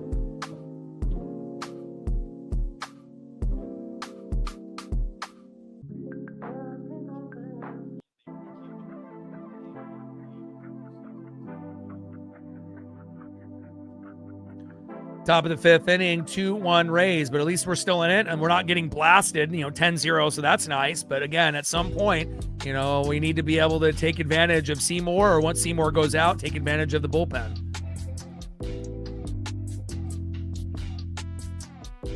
All right, Richie Palacios in the box, and on deck is Taylor Walls. Oh, Villade is coming in.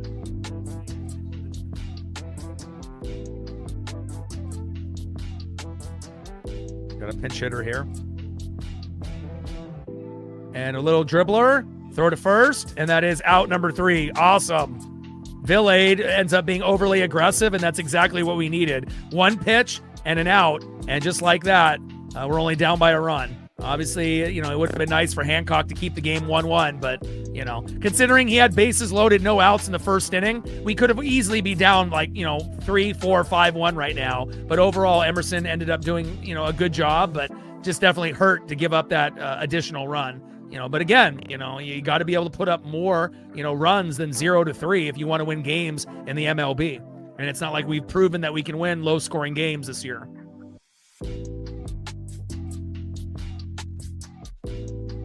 All right, let's go to the bottom of the fifth, and let's see if we can tie this game up. Next up, 1 for 2 with a run.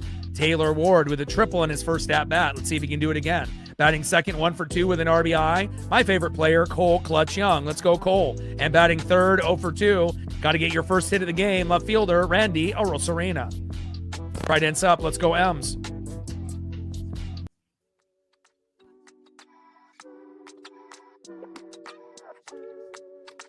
Shout out to my boy Brooks Beats with the best beats on YouTube. We're at 20 on the Dono train, 80 to go.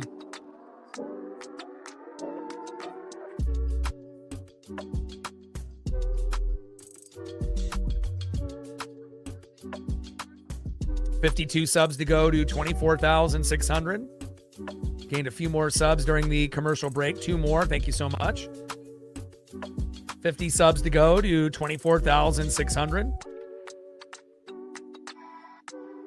And we should be getting a little bit closer to the 100 like number.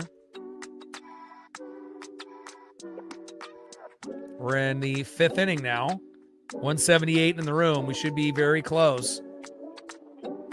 We're at 92, 8 more to go. Can we get 8 people to smash the like button to get us to 100? It'd be greatly appreciated.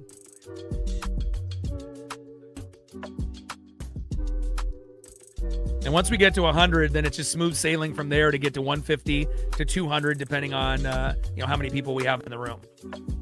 And that'll get more Mariner fans, more Rays fans, and just more MLB fans, not just in the United States and Canada, but in Mexico, South America, Asia. We are global. So 1-0 pitch and a little line drive towards third, throw to first, throws a little low, but scoop perfectly. And that is 1 away.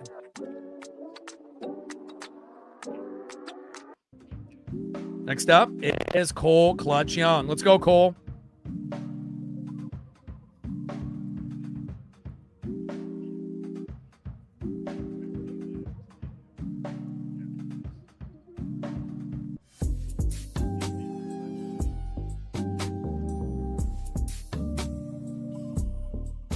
First pitch, high and inside, 1-0 count.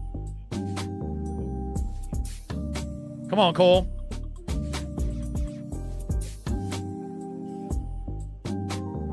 Great season for Cole Young, and he's only going to get better.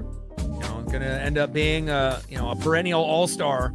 Probably the most consistent player, on the team, all-star wise. Obviously, we've seen Julio make a few, and obviously missed some, but Young's got that ability. At second base, you got Ernie Clement and a few others to battle with, but I'd rather have Cole Young than Ernie Clement. I'd rather have Cole Young over Ozzie Albies, who is the starter in the National League. So it's just about getting that batting average closer to 270 to 300 rather than 240 to 260. Just got to raise it just slightly, and I believe Young will. And he obviously can hit, more home runs and more ribbies than those two guys, or be on their level, if not slightly higher. So, and I love the way he plays defense as well. That's the part that really stands out besides the hitting, obviously. 2-2 pitch, big swing and a miss with the sweeper high and inside, gets fooled on that pitch by Seymour, and that is 2 away. And Young usually does his best in the 7th, 8th, and 9th innings, so. There's Carlos Vargas on camera. Had an appearance in rehab there in Everett. And hasn't played a game this season, and we've desperately have missed him, even though he's, had some meltdowns for us last season, but we desperately miss Brash, Criswell, and Carlos Vargas. First pitch to Randy Arozarena, big swing and a miss, high and away, 0-1 count.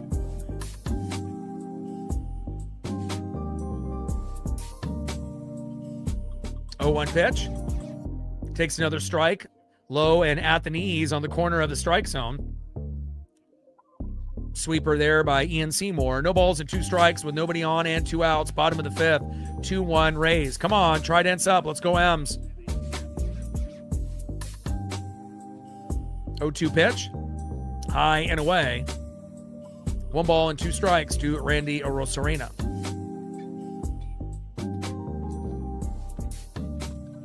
Yeah, anytime our starting pitcher can give up 2 runs or less, that's the goal. Considering we've had guys that have given up, 5, 6, 7, 8. And line drive, and look at that defense. Incredible. Even line drives that would have got through against other teams for singles end up just getting scooped up immediately by the Rays. And they have had a couple mistakes that we've been able to, get on base, but not nearly enough.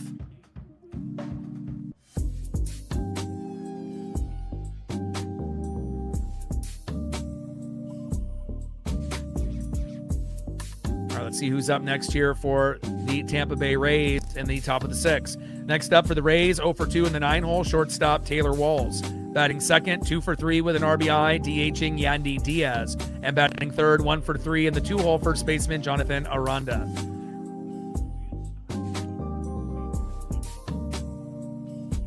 Shout out to my boy Brooks Beats with the best beats on YouTube. 450 subs to go to 25,000. That'll be a special day. 6.2 million views and counting. Next goal will be 7 million views, then 8, 9, and 10. We're at 20 on the dono train because of Sean. Let's see if we can get a few other individuals to support as well. 80 to go to help out me and Paisley with this dream. And we're at 96. We need 4 more likes and we will be at 100. Can we get 4 people to smash that like button, please?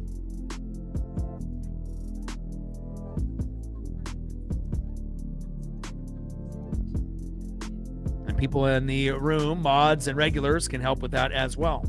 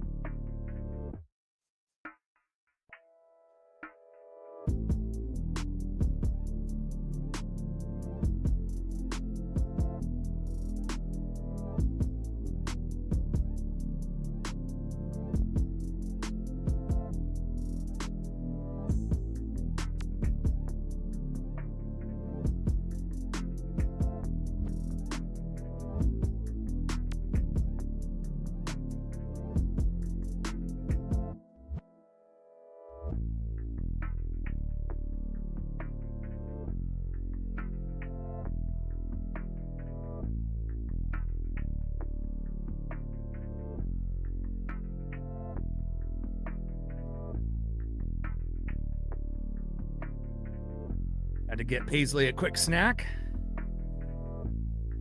Get a refill on the water as well. 2-2 pitch.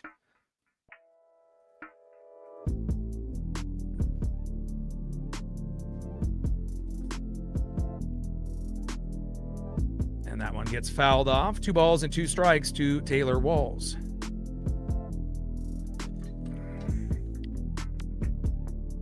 Two-two pitch and another foul ball towards first base and out of play. Man, ice cold water. Undefeated. Top of the 6th inning, 2-1 Rays. Jose Ferrer back out after getting the 1 pitch and 1 out. They're in the 5th. 2-2 pitch, low and away. Changeup, 87 miles an hour, missing, low and away. Count now is full. 3 balls and 2 strikes from Jose Ferrer to Taylor Walls.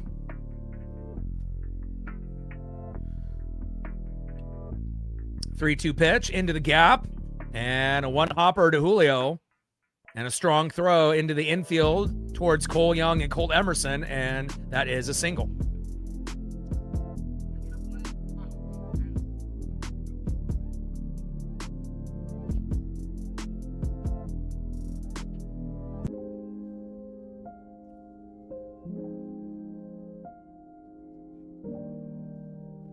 Next up is Yandy Diaz. On deck is Jonathan Aranda.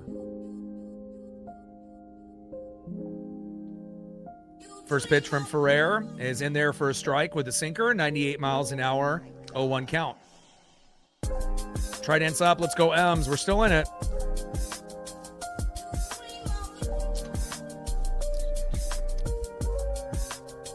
Oh-1 pitch, low and at the knees with a sinker, 98 miles an hour, 1 ball and 1 strike to Yandy Diaz.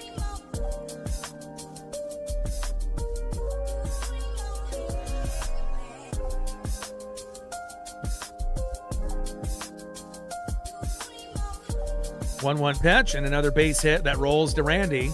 Runners at first and second now with no outs. Trident's up. Let's go M's. And again, Jose Ferrer is kind of like Eduard Bizardo, not really trustworthy lately. Again, it's one thing for those guys to get an out, but if they have to actually start an inning and get 3, sometimes they can do it, sometimes they can't. Obviously we've seen Bizardo, have meltdowns 6 out of the last 8.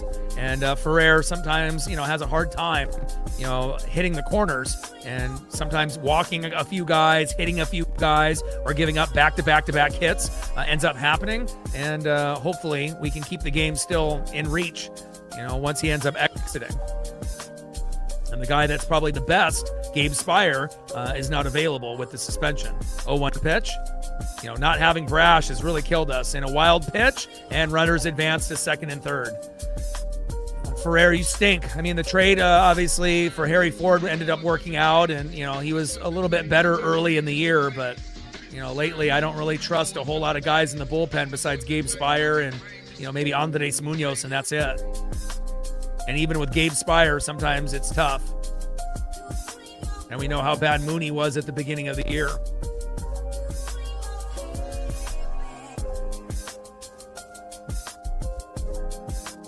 And that's why, we need to improve the bullpen. Like every year, obviously we can draft certain guys, but we, instead of, picking up Rev Snyders and Connor Joes in the offseason, we should be only getting pitchers, either guys to, back up the starters, or having those guys, go to the pen, and again, it's the position group that's going to win you or lose you more games. Why don't teams go after, pitchers instead of just going for, we need a third backup for an outfielder.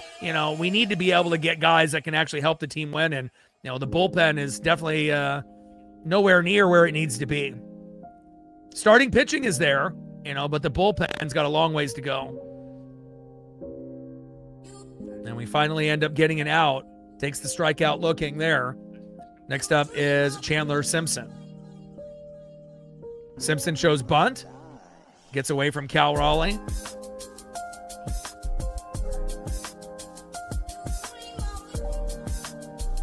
And we got to be able to find a way to get out of this jam again.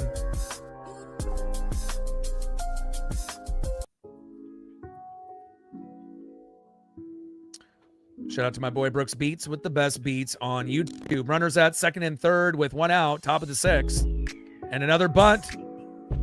Get him! And got the out at home. And obviously we had a play with Cal Raleigh yesterday where they tried to bunt and do the same thing. And Cal had the mitt in one hand, the ball in the other. And obviously if you go outside the base path, you're out. But they almost scored off a bunt from a runner at third. And that's when you know you have a really, really good team, that they have enough confidence thinking that you're going to fuck up and you're not going to be able to get that ball. And more times than not, I don't trust our pitchers being able to relay the ball to Cal in time, or in a good manner. But thankfully Ferrer ends up getting a good throw, underhand and soft, to Cal, and Cal ends up tagging the runner at third, and that is 2 away. And that actually keeps us now still in the game.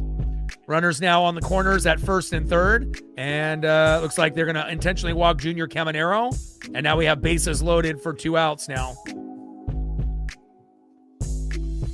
Yeah, but again, this is going to be the most challenging team that we've been watching in the last 40 years. There hasn't been a team like this, talent-wise and injury-wise. So, and obviously, Bloop single ends up dropping. Shit.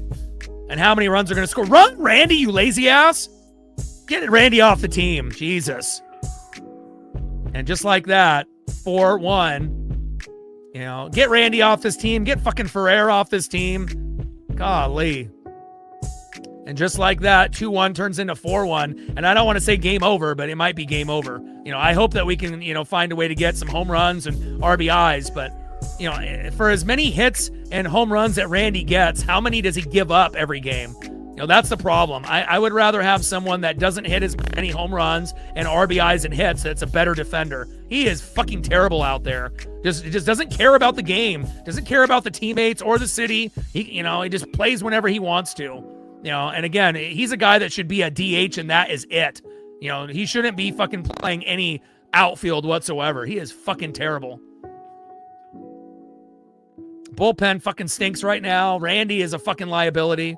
And it's those plays where, okay, they're going to get a hit and they're going to get an RBI. Fine. Let them score 1. Don't let them score 2. And that's what Randy does best. He lets the guy get the additional base. Singles turn into doubles. Doubles turn into triples. And when you get an RBI situation, instead of it only being 1 run scored, it ends up being 2. And then instead of us being down 3-1, now we're down 4-1 and we're probably going to lose, And again, it's like, yeah, we could still lose at 3-1, but we at least feel we have a better chance. Broken bat and a throw to first, and that is out number 3. And that's the bullshit that I'm talking about. We need to find someone, and again, I hope they move on from Randy. Obviously, we got rid of Castillo. We need better bullpen, and we got to figure it out. Either Ace, our first-round draft pick, or Lazaro Montes, or Dominic Canzone, or Luke Raley. We got to figure out left field. Let Randy walk. Let him be lazy on another team and be a liability. We can't have it here. Just frustrating as hell. It's one thing when the pitching is bad, and then you have a meltdown with someone like Ferrer, but then it ends up, just doubling the pain, when you have someone that just doesn't hustle and doesn't throw, lasers and just throw lobs and just kind of stands there and he's just like satisfied with what happened. Like, do you care about, getting a good relay ball? Because if you throw it hard, maybe, someone that gets the ball, whether it's, Colt Emerson or Cole Young or Weston Wilson or Brendan Donovan, they might be able to get it to Cal Raleigh in time and get that out, so we can stop the bleeding. But what does Randy do? Just, fucking jogs to the ball, sometimes drops it, and then he just kind of stares at the ball in his hand and then just gives up on the play, and then he just kind of throws it in with a lob, and so, like no urgency whatsoever. And again, it's like, I think I've seen him play defense once this year. And that was a couple games ago where he had a fly out, in the first inning where he ran towards the wall. He ended up throwing a guy out at third with Brendan Donovan, and then he robbed a home run or a double. But he's had one good defensive game out of over 100 plus. Time for him to go. See you, Randy. You're not worth the money or the effort. Are you the best hitter consistently this season? Yes. But your fucking defense and everything else, you just are not a fit for this team.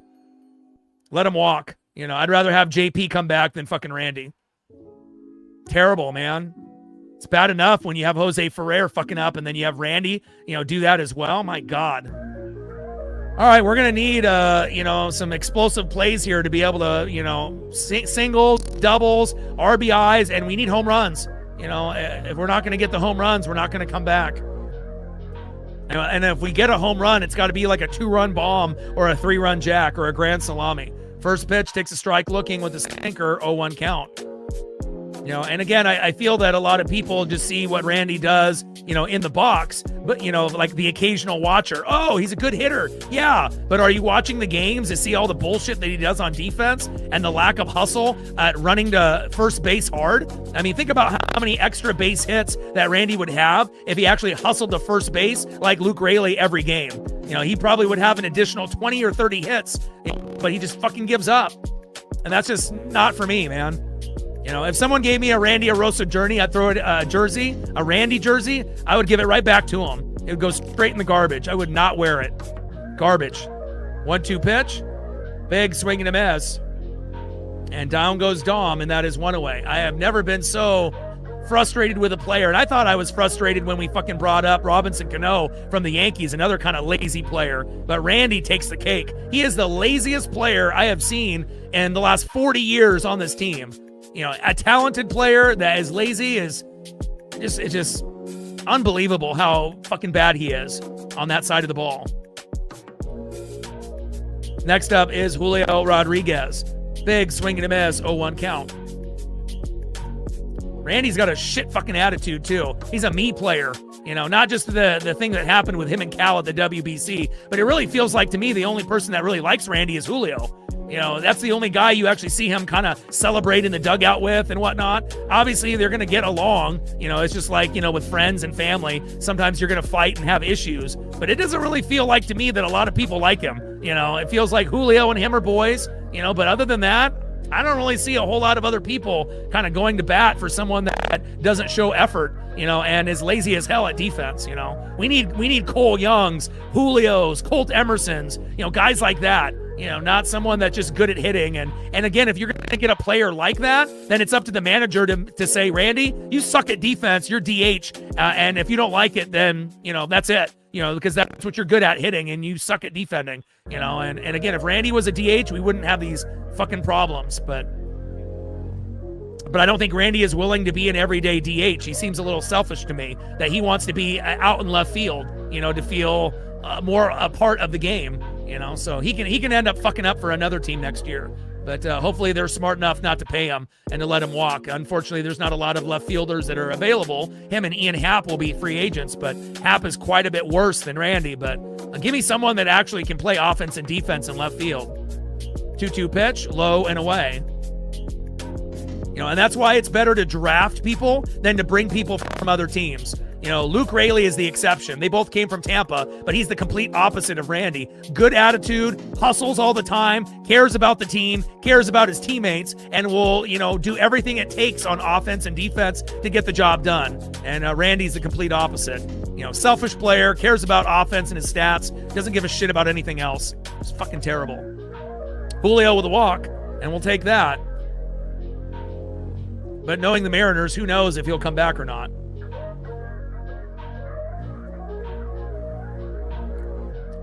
And again, I'm going to try to be as positive as possible. There's a lot of people that cover the Mariners, on social media, with like highlights and just like little podcasts that are, just, negative, and they never say anything positive, and really it's the only negative thing I have really to say, but I can't hold my tongue. It's like, how many fucking times in a row are we going to see this bullshit? It's like almost every fucking game. I've seen him play good defense once this year out of over 100 games.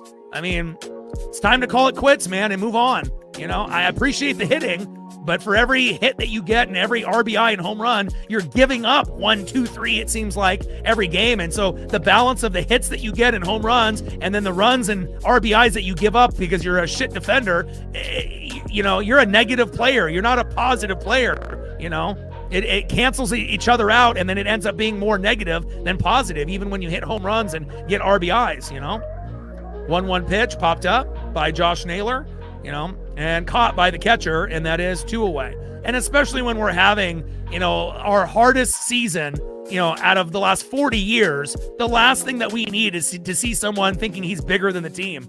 I think in Randy's eyes, he thinks he's Julio because he's been going to these all-star games year in and year out. I think in his mind, he thinks he's the best player on the team, and clearly he's not, and it's time for him to go to another team. And knowing our luck, he'll go to the Dodgers and win a World Series. But, good for him. Go somewhere where they're going to accept a lack of effort on defense and hustle. just like Teoscar Hernandez left. Cal Raleigh with a hard hit ball into left. And every fucking play out there in the outfield can never drop for us. It's just brutal. Rays defense is all over the place. And that is out number 3. And again, I really think that's the only real negative thing that we have to talk about, as far as 2026. I mean, obviously, besides the lack of hitting and, obviously sometimes the defense ends up being bad with 1 to 3 errors, or sometimes the pitching staff, starters and bullpen, end up having meltdowns. But it just feels like, this is an everyday conversation, and I'm sick of having it, It's like a broken record. He'll never change.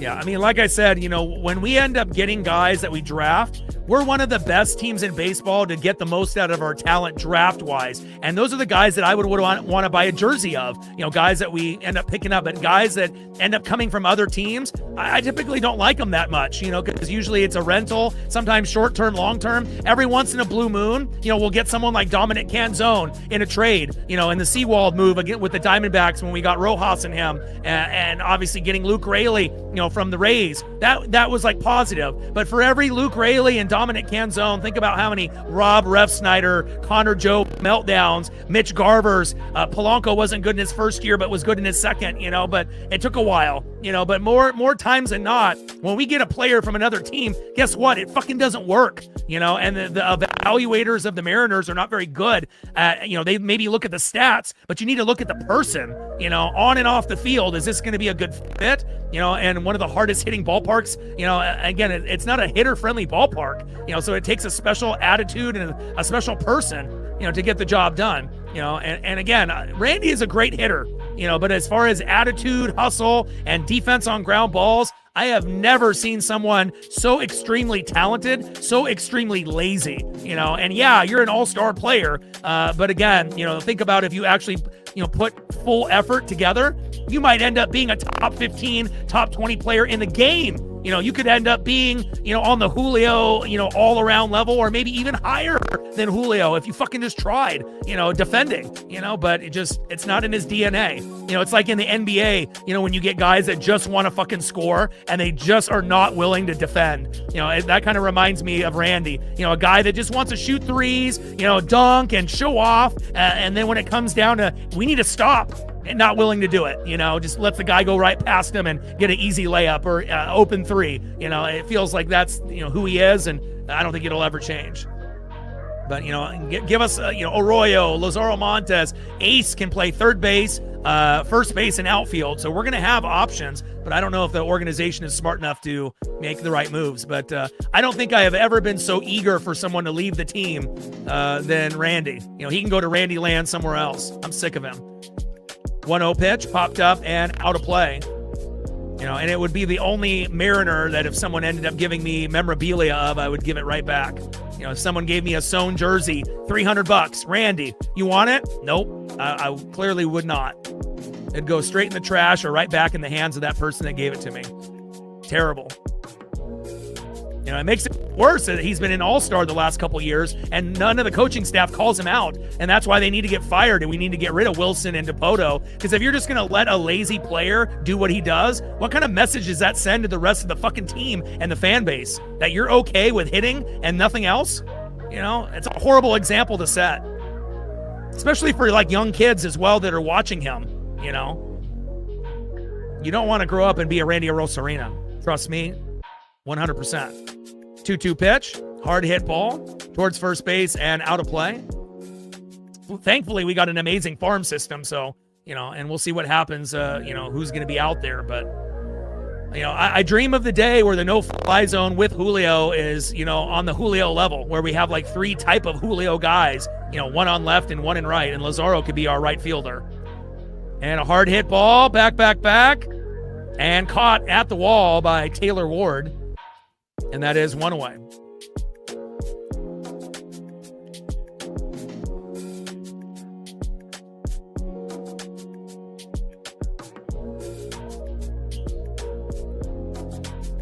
Yeah, Pollock. Yeah, I mean, just so many, just horrible, horrible pickups.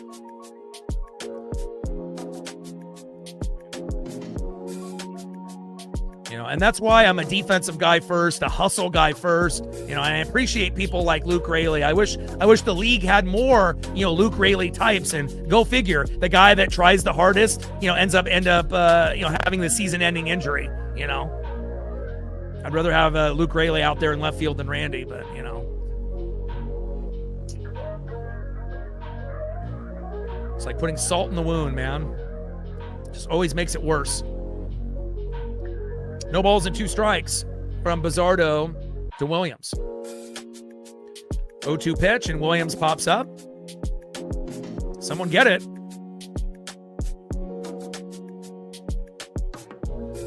Nice catch there by Cal.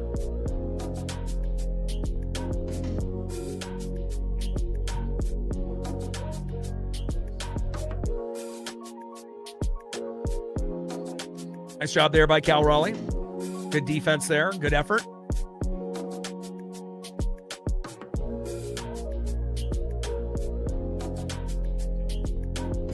Next up is Taylor Walls. Yeah, and, you know, Dan Wilson's got to go. You know, there's just, you know, I think Scott Service is a better manager than Dan Wilson, and I never thought I would say that. They're both bad, but I would rather still have had Scott Service, you know, than what we've seen with Dan. And I thought, okay, maybe Dan can be better than Scott. You know, and then early on, you know, it's like if you have a lot of talent, you know, it's not really based on you. You know, it's just based on the talent of the team and Cal Raleigh, you know, hitting 60 home runs. You know, but as you can see, you know, based on the lineups and just, you know, the overall vibe. You know, if we're ever going to get to a World Series, it's not going to be with Dan Wilson. He just has to be the bridge guy until we get somebody better, you know. And again, it's just I wish there was more talent available, you know, to be able to get someone in here to turn this ship around. But, you know, Dan ain't it, you know, and it'll be a glorious fucking holiday once Dipoto and fucking Dan Wilson are off this organization. But if we have to get rid of one or the other, Dan's got to go first. 0-2 pitch, low and away. Because there's still some decent things that Dipoto does, you know, as far as evaluating, you know, draft picks and, you know, building the pitching staff and whatnot. But, you know, as far as picking up free agents in the offseason, fucking terrible. And Dan with his lineups, terrible. 1-2 pitch, low and Athens, you know, and in the future, it's like, you know, I want to make sure we have our best players out there, not doing the splits, righties against lefties, lefties against righties. Luke Raley and Dominic Canzone should have started every game this year. And, you know, and if you're not smart enough to know that, you shouldn't be managing fucking baseball, you know, doing the splits is not going to work, you know. I don't care if the batting average ends up being lower for a lefty against a left pitcher, you know, but give me Luke Raley and Dominic Canzone against a lefty rather than fucking Rob Refsnyder or Connor Joe. I mean, if you seriously think that, you know, those guys would be better than the guys that you have, you shouldn't be managing in the big leagues, period. And Taylor Ward is there in the pop-up there by Walls, and that is out number 3. All right, we got our work cut out for us here. We need to be able to get something here to cut the lead from 4-1 to 4-2 or 4-3. You know, but again, I thought Robinson Cano's laziness was bad, but man, Randy takes the cake. 40 years of watching this team, and he is by far the worst.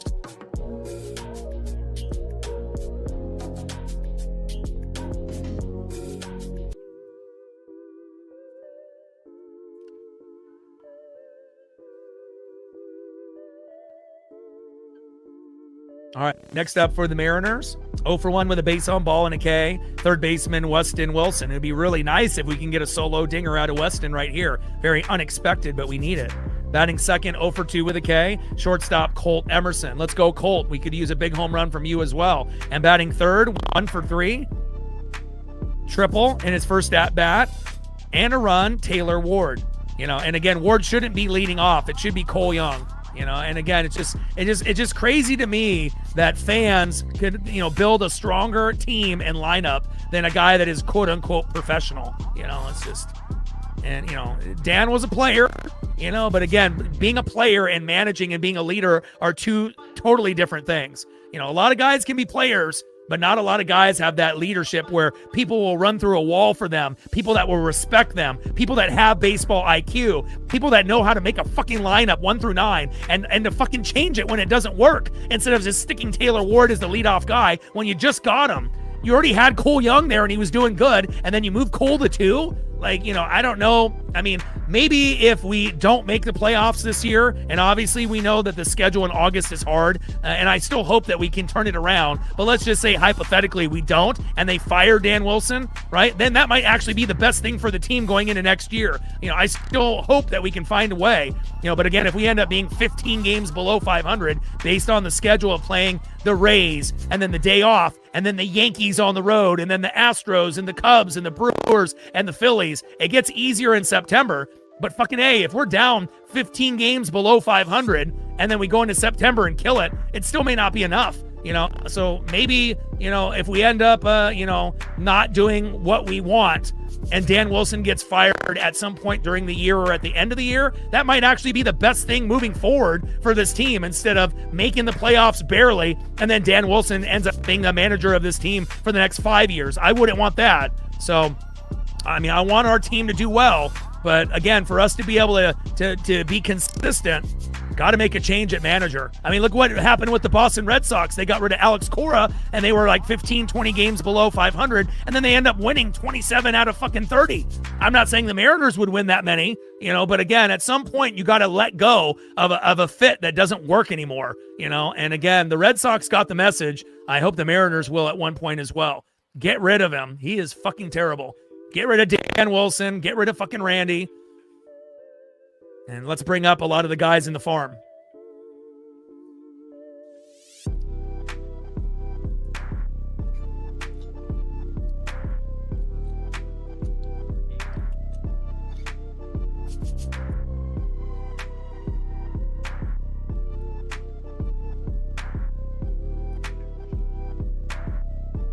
First pitch into Weston Wilson, takes a strike looking, 0-1 count. Cam Boozer is in. First pitch from Boozer to Naylor. He ended up hitting the home run yesterday. 0-1 pitch, popped up, and out of play. No balls and 2 strikes from Boozer to Wilson.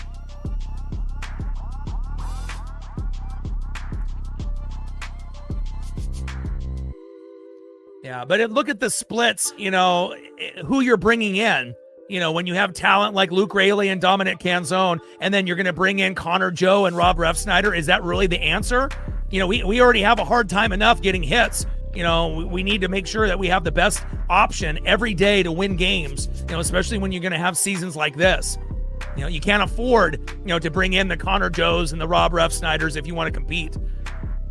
Because you might actually have some of your good players that still end up going 0 for 4 or 0 for 5, like Julio, Cal, Naylor, and Randy. And then on top of having 2 or 3 other shitty players in the lineup, you can't afford to have that happen.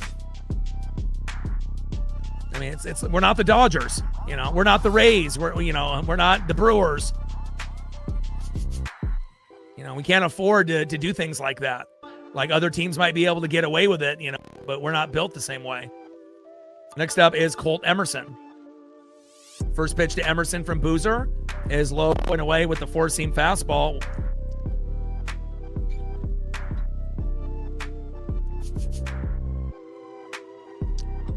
One 0 count.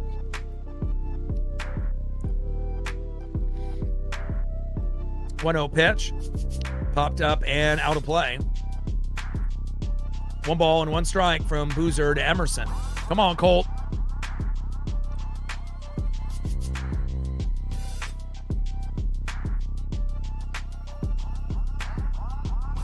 One pitch.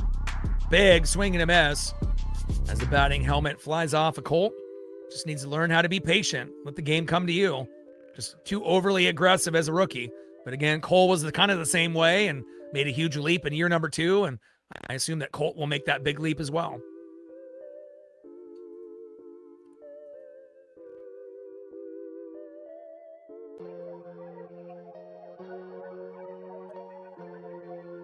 One 2 pitch, high and away. 2 balls and 2 strikes from Cam Boozer to Colt Emerson. Shout out to my boy Brooks Beats with the best beats on YouTube.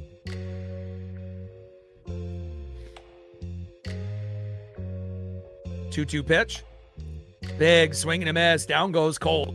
And that is 2 away.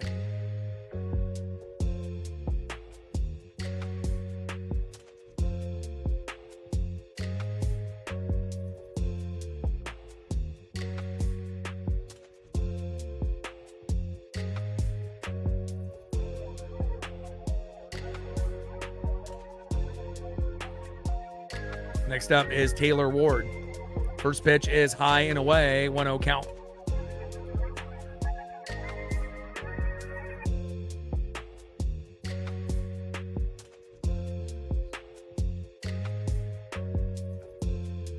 Shows you how important J.P. Crawford is to this team.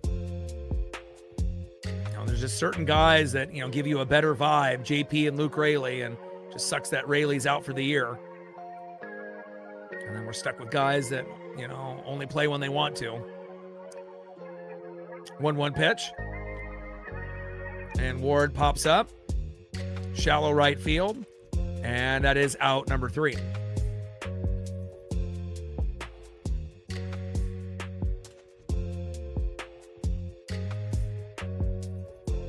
End of the 7th inning, 4-1 Tampa. I would have much rather had it be 3-1. It still would give us a little hope. Down 2 rather than 3. All right, let's see who's up next here for the Rays. Next up for the Rays, having a great game today, 3 for 4 with a run and an RBI, Yandy Diaz. Batting second, 1 for 4 with a K, first baseman Jonathan Aranda. And batting third, having a fantastic game as well, 3 for 4 with a run, Chandler Simpson. But it all starts, with the coach, the manager. You got to have a good coach or manager to be able to take your team to the next level. And if you're not able, to be able to take your team to the next level, and when you have tough times, then the team's gonna not necessarily give up on themselves, but they're gonna give up on you. And even though we know how hard baseball is, but I don't really think a lot of the guys are fans of Dan Wilson. I don't really think that, this is a guy that they want back next year. I don't think you would hear too many of the players say it. I think a lot of the players, would absolutely love for someone new to come in to energize this team. And that's exactly what we need.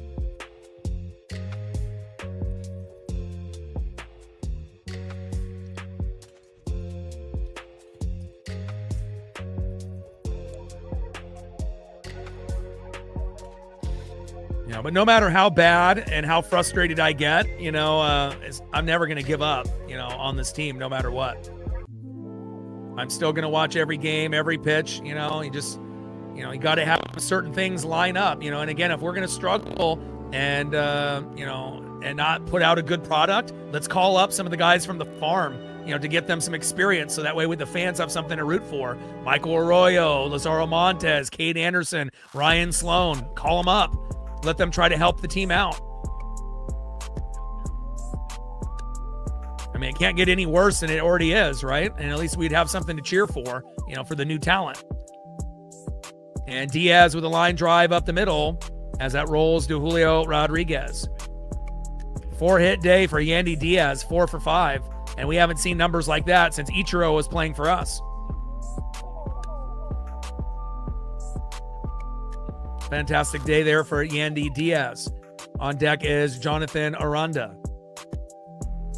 On deck is Chandler Simpson. We'll have a chance to get his 4th hit of the day as well.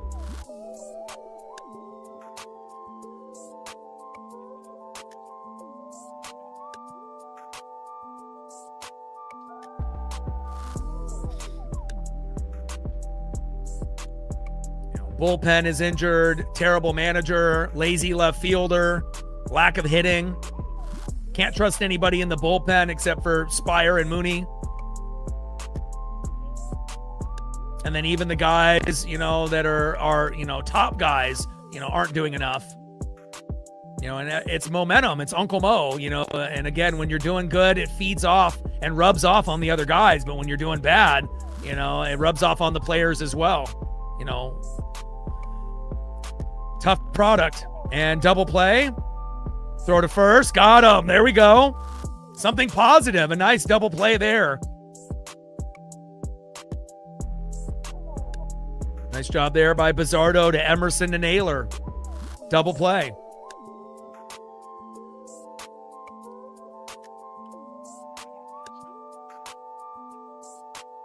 There we go. Next up is Chandler Simpson. On deck is Junior Caminero. I mean, too bad the Mariners don't have a Junior Caminero. I mean, I don't know if Brandon Donovan can stay healthy. I hope so. And if not, then we got Ace. That will be our everyday third baseman sooner than later. You got Donnie and you got JP. Hopefully they bring JP back as a rotational guy. But, I would love to see Ace on the team next year as our starting third baseman.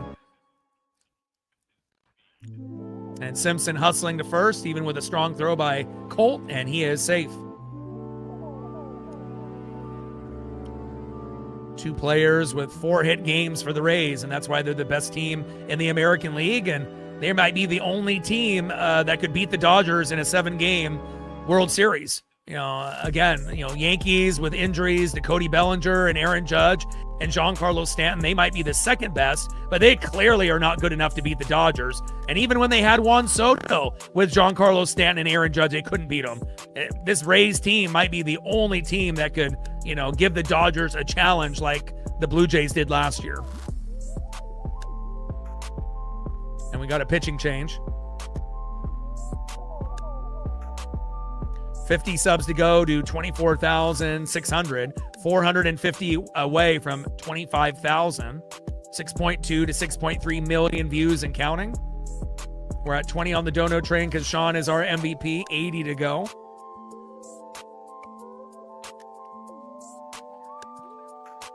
And we're at 108 on the likes, 92 to 200.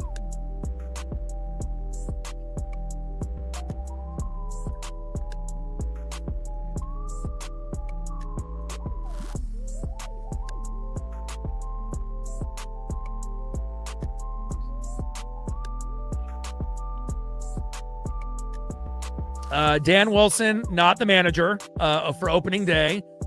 Give me Ace as a starting third baseman because I don't know if Donnie is going to, if Donnie can be healthy and we can get the Donnie of the beginning of the year, then that would be great. But, I wouldn't mind Ace. I want Lazaro Montes, in right field, Julio in center. Got to figure out, let Randy walk. Obviously Naylor at first, Cole Young at second, Colt at short.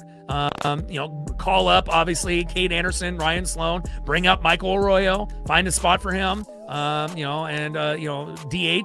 Dominic Canzone, Luke Raley. There's a few guys that, you could put there, JP Crawford even once in a while if you want to throw, a different batter, in the mix. But, Dom is probably the best DH that we can have. But, bring up the rookies, and, have a nice blend of young and then the vets, Cal at catcher and Julio in center, Cole at second, Colt at short, Ace or Brendan Donovan at third, JP as a rotational guy when guys get hurt or just a change of pace. You don't want to ignore JP, JP, Dom, or Luke at DH, and figuring out who can fucking play left field, finding someone that can do it. Lazaro is more of a right fielder, but I don't know if that means let Randy go and bring in like Ian Happ or, figure out who can play left field. But, that's kind of the biggest question mark. Is there a left fielder good enough that we can bring in from another team, or can we move someone that plays outfield like Luke Raley to play left field every day,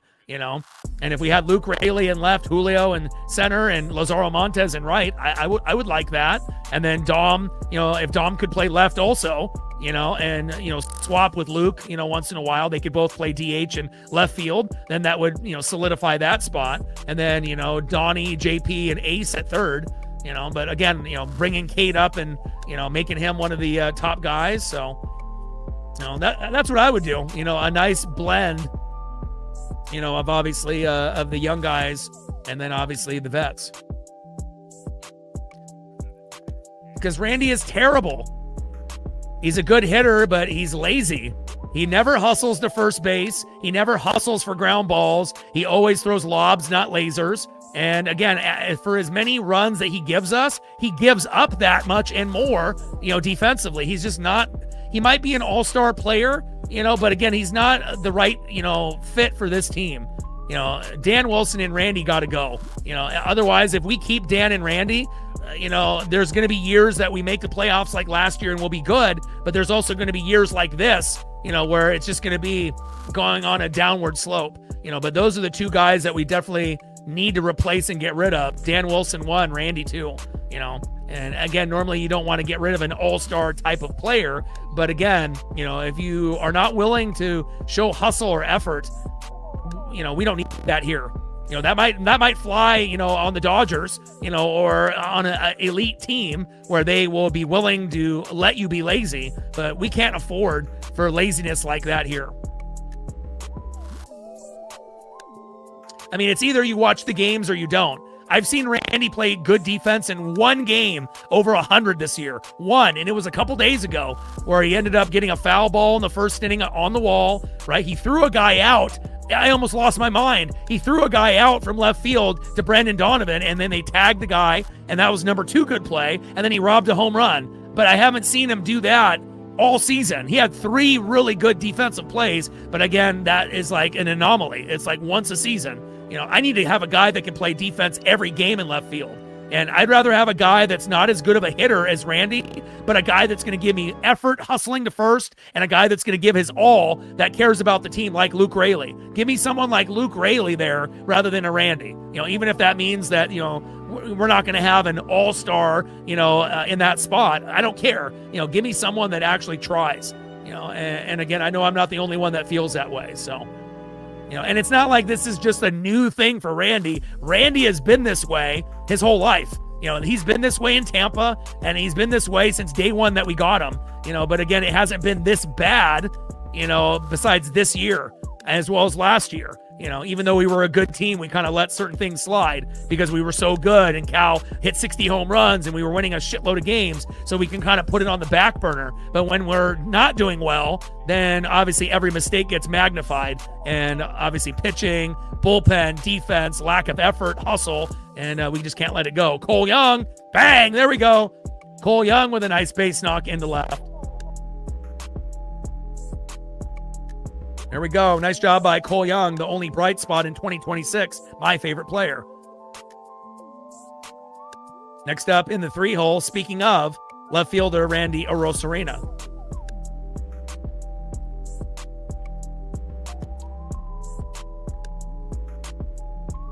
All right, Casey Legomina coming in.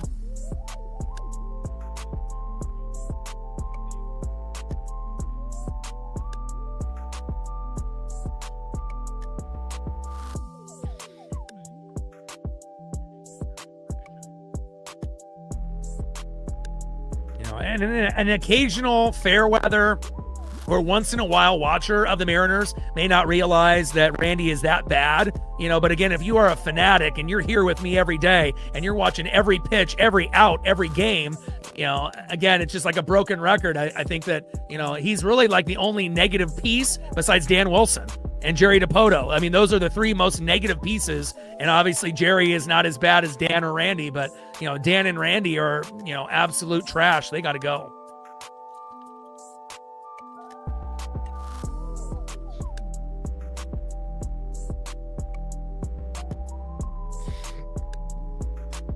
Yeah, but the only person that Randy is boys with is Julio, and again, some guys are going to be tighter, in the clubhouse than others, and again, I have a good assumption that Randy's lack of effort hustling has rubbed off on the other guys in a negative light. Imagine you're giving your all, and you're seeing guys like Luke Raley, and then all of a sudden the next guy up doesn't hustle and gives up on plays, doesn't even run hard to first. And then in the next inning, you see Luke, dive for a grab and rob a double, from maybe a guy scoring. And then the next play, Randy, just nonchalantly not carrying in left field. And then they end up scoring 2 runs. You're going to have a different feeling. You may not be boys with Luke Raley. You might not be boys with Randy Arozarena, but there's a different outlook that you can see as a teammate and as a fan. What you want, Luke Raley. What you don't want, Randy, even though Randy is a good hitter, but I'd rather have an all-around player that actually cares rather than a guy that's a specialist that only cares about doing what's good for him in the box. And that's unfortunately what we have. It's like an NBA player that only wants to score, that's a ball hog, but that's not willing to play defense. That's exactly who Randy is, and it's sickening. A perfect Dodger, he can go there, Dodgers would completely allow him to be lazy in left field. Pitch fouled off and out of play. No balls and 2 strikes to Randy Arozarena. But we're too fragile of a franchise to allow bullshit like that happen. We haven't proven that we can make the playoffs year in and year out and accept that lack of effort and behavior. You might be able to do that on the Cubs and the Brewers and the Phillies and the Dodgers and the Tampa Bay Rays and the Yankees, but guess what? We're not those teams, 1-2 pitch, popped up and out of play. And even if we get to the point where we are one of those teams where we make the playoffs 3, 4, 5 years in a row, I still wouldn't want him on the team. Just sets a fucking bad example, not only to kids, but adults, fans, and teammates. And, and also, why aren't the coaches calling him out? That's another reason why we need to change. They're just allowing him to do the same thing over and over. That's a lack of leadership, a lack of awareness. Just letting someone do, what they're not supposed to do while everyone else is busting their ass. It's already a hard season. It's bad enough things have gone sideways this year. 1-2 pitch, popped up. And Aranda is there in foul territory, and that is 1 away.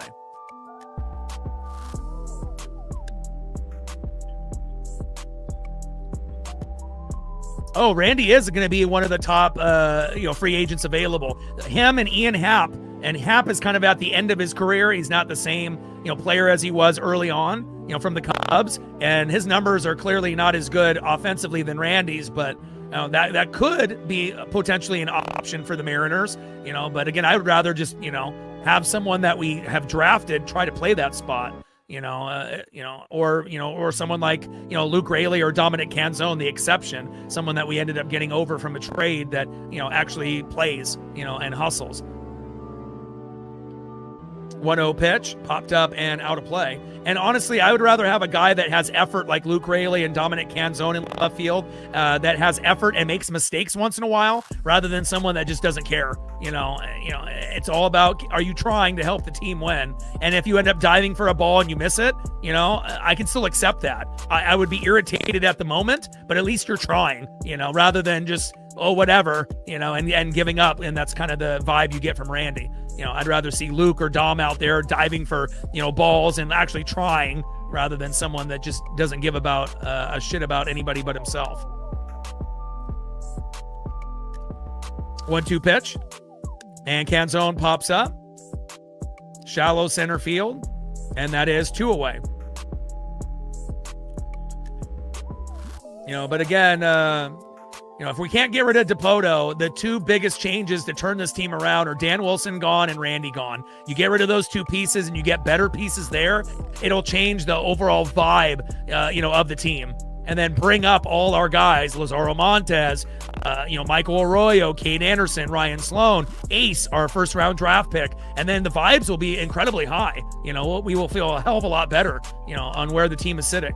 On top of the studs that we already have on this team with Cole Young and Julio and Colt Emerson having a breakout year next year, and, having Naylor and, Donnie and a few others. So Dom and Luke, Logan Gilbert and George Kirby and Brian Wu and Hancock and Miller and, Cade and Sloan.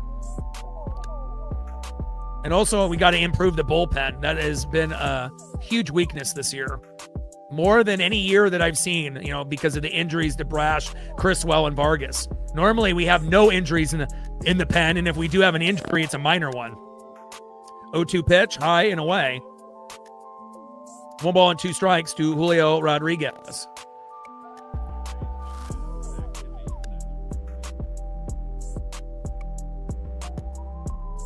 Oh yeah, Soto is almost exactly like Randy, but he's a better hitter. And fielder's choice out at second, and that is out number 3.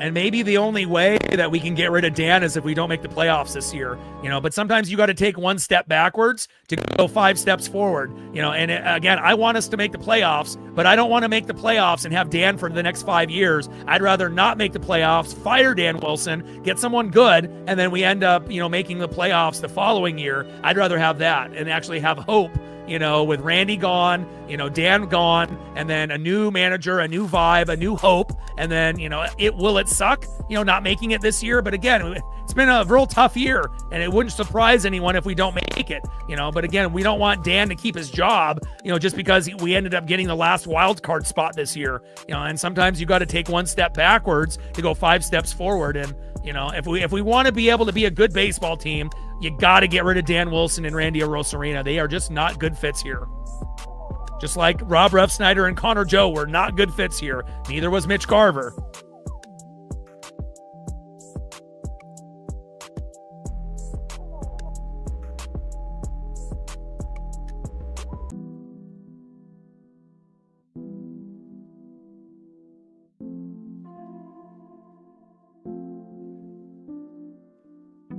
All right, next up for the Rays, 2 for 4 with 2 RBIs, Liam Hicks. Batting second, 0 for 4 with a K, Victor Mesa Jr. And batting third, 1 for 2 with a run, RBI, and a base on ball, center fielder Cedric Mullins.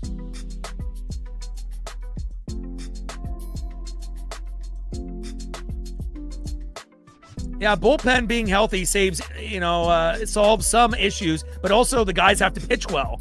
I mean, imagine if we had Brash, Criswell, and Vargas and they were bad. Like, imagine if we got the bad Brash. Imagine if Criswell was just the way that he is, sometimes good, sometimes bad. And imagine if Vargas played this year but was terrible, like Bizardo has been in the last 6 to 8 opportunities. So just because we have those 3 guys, available doesn't mean that we're a playoff team right now. We normally know Brash is a good player, but if he's injured, or not playing up to his ability, again, having a healthy bullpen is one thing, but you have to be not only healthy, but you got to pitch well. Right? Just having guys available doesn't solve all the problems. They have to be available, but they also have to be on point. And that's kind of been an issue for pretty much everyone this season. 0-1 pitch, popped up. And in foul territory, Weston Wilson gets it, and that is 1 away. We're in the top of the 9th, down 3.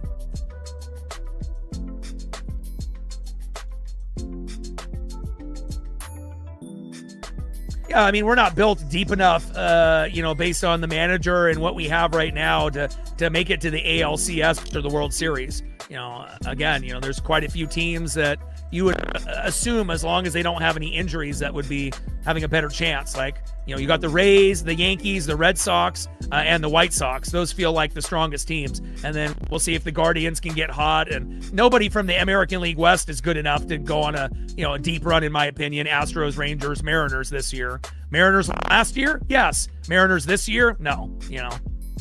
And that ends up being flied out by Victor Mesa Jr. But, obviously right now, Rays, Red Sox, Yankees, White Sox. And White Sox is kind of like, normally they're a bad team, but when Munetaka Murakami changed the culture, and sometimes all it takes is one guy, to change the culture of a squad. And that made Colson Montgomery better. That made Miguel Vargas, a guy the Dodgers thought was crappy, turn him into an all-star, and he had a breakout year, and, pitching improved. And, sometimes you just need, a change. Red Sox fired Cora, and look what happened with them. Sometimes you just need to be able to let guys go to get better. You hang on to guys too long, and then you're going to be playing with mediocrity or below mediocrity for a long time. Sometimes those decisions are tough, but you got to make them. Pitch fouled off and out of play there by Cedric Mullins. Davila on the mound, Mullins in the box.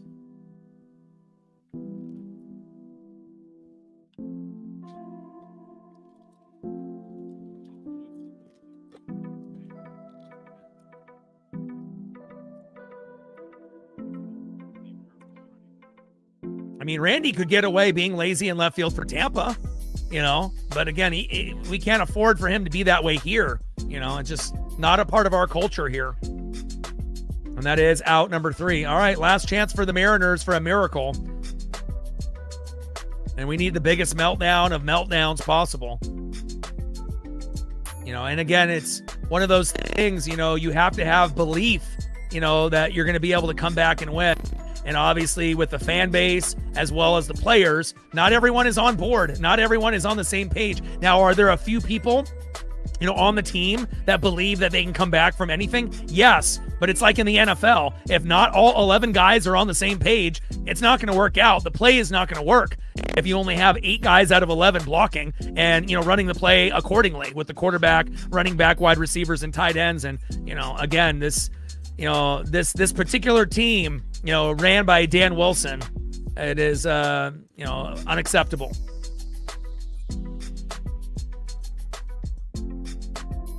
All right, next up for the Mariners, 1 for 3, it's Nails, Josh Naylor. Batting second, 0 for 3 with a K, big dumper, Cal Raleigh. And batting third, 0 for 2 with a base on ball and 2 Ks, Weston Wilson. Trident's up, let's go M's. No matter if we're good, we're bad, or it's ugly, I still will be watching and rooting this team on no matter what. But again, if we're not going to be able to make it, this season, call up everybody. Get Arroyo and Lazaro Montes some playing time. Get Cade Anderson and, Ryan Sloan some time. And obviously, if they want to save Cade till next year so he can win Rookie of the Year or have a better chance, I get it, But again, for us fans, we would love to see some guys to actually give us some excitement, rather than the same shit that we've seen lately, I would love to see Ace at third. Would love to see Lazaro in right, Arroyo in the infield. Or, I'd love to, or DH. I would love to see Cade Anderson and Ryan Sloan toss the ball around a little bit, to get us fans excited. If we're going to watch a bad product, we might as well be excited by the young guys to give us some of that, hope for the future. But of course, the Mariner organization is too stubborn to do that. I mean, they can't even admit that they made a mistake when they end up signing, Bootio players like Ref Snyder and Connor Joe as Josh Naylor gets hit in the shoulder.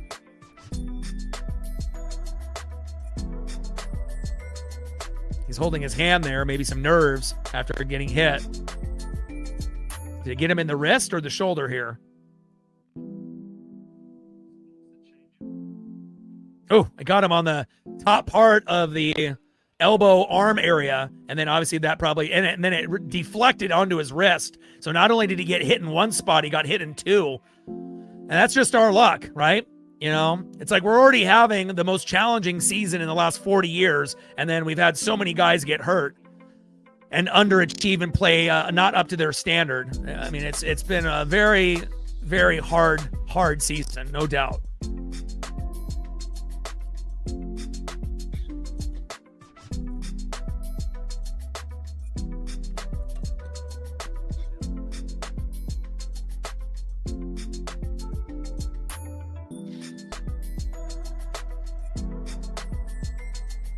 Yeah, and they said they're not willing to move Cade into the bullpen.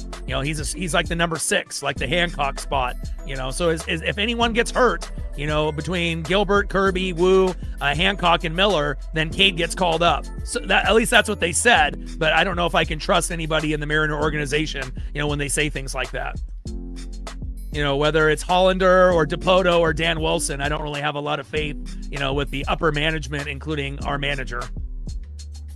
I mean, if it was me, I'd just get rid of everyone. Just blow that shit up. Get rid of Hollander, get rid of fucking DePoto, get rid of Dan Wilson, and try to find 3 people that can be competent at their jobs. Even though DePoto is a good drafter of talent, but we need more. Good drafting of talent, with guys that are homegrown, but as far as picking free agents, we're one of the worst in baseball. Not very smart there. Would like to find someone that can evaluate, draft picks and get good free agents that are a good fit. 0-2 pitch. And Cal pops it up a mile. And that is 1 away.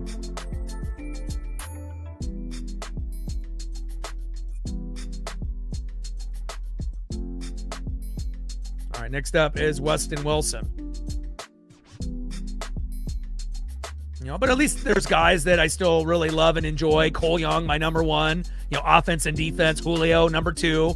And then obviously Cade Anderson is my 3. And even though he hasn't even played a game for the Mariners yet. And then I have a feeling Colt Emerson might end up being my 4th, especially if he can break out hitting-wise next year and have consistency in his career with that. But he's got a long ways to go in that department. And that is popped up, and that is 2 away. All right, we're down to our last out.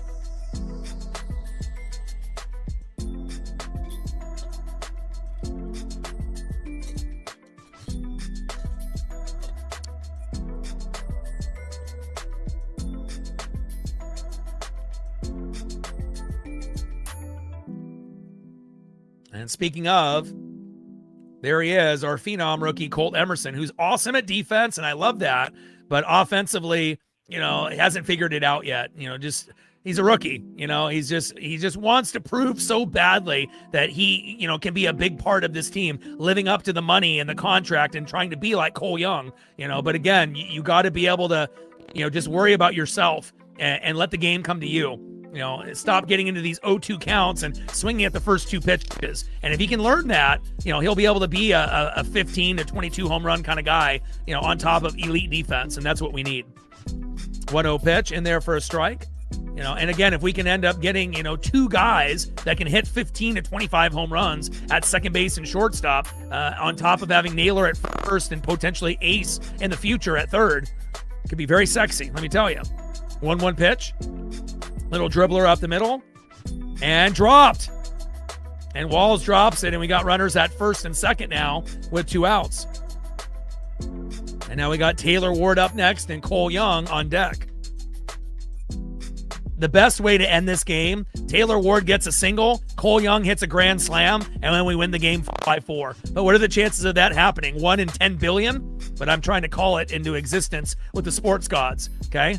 Taylor Ward with a single, bases loaded, Cole Young comes up, boom, shakalaka, grand salami, and then the Mariners come back and win 5-4, and then can celebrate, obviously, as they have the day off and fly to New York. But again, the chance of that happening is like 1 in 10 billion, or a Ward home run, would be great. A Ward 3-run jack and a Cole Young solo dinger, game over. But Ward's not really a home run hitter. Not to say that he can't. He almost hit one today. He got a triple that hit the wall. But, Young's got a better chance of hitting a homer than Ward. But you never know.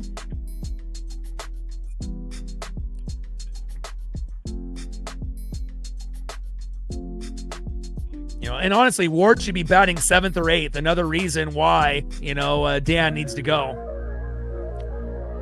He doesn't know how to construct a batting order, and whoever he's showing the batting order to, why aren't other coaches calling him out and saying, no, this is a horrible lineup? Think about how many horrible lineups we've had this year, more than I can mention. 0-1 pitch, high and away, check swing, and he doesn't go. 1 ball and 1 strike to Taylor Ward.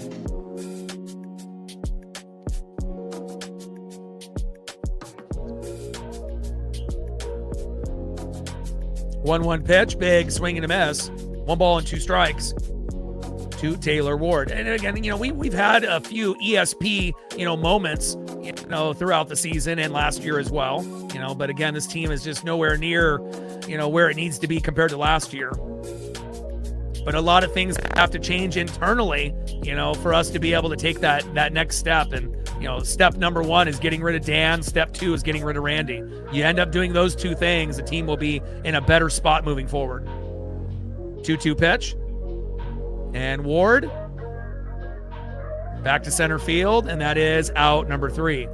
And that is it. The Rays with a sweep. Final score 4-1 Tampa. And let's go over the stats here real quick.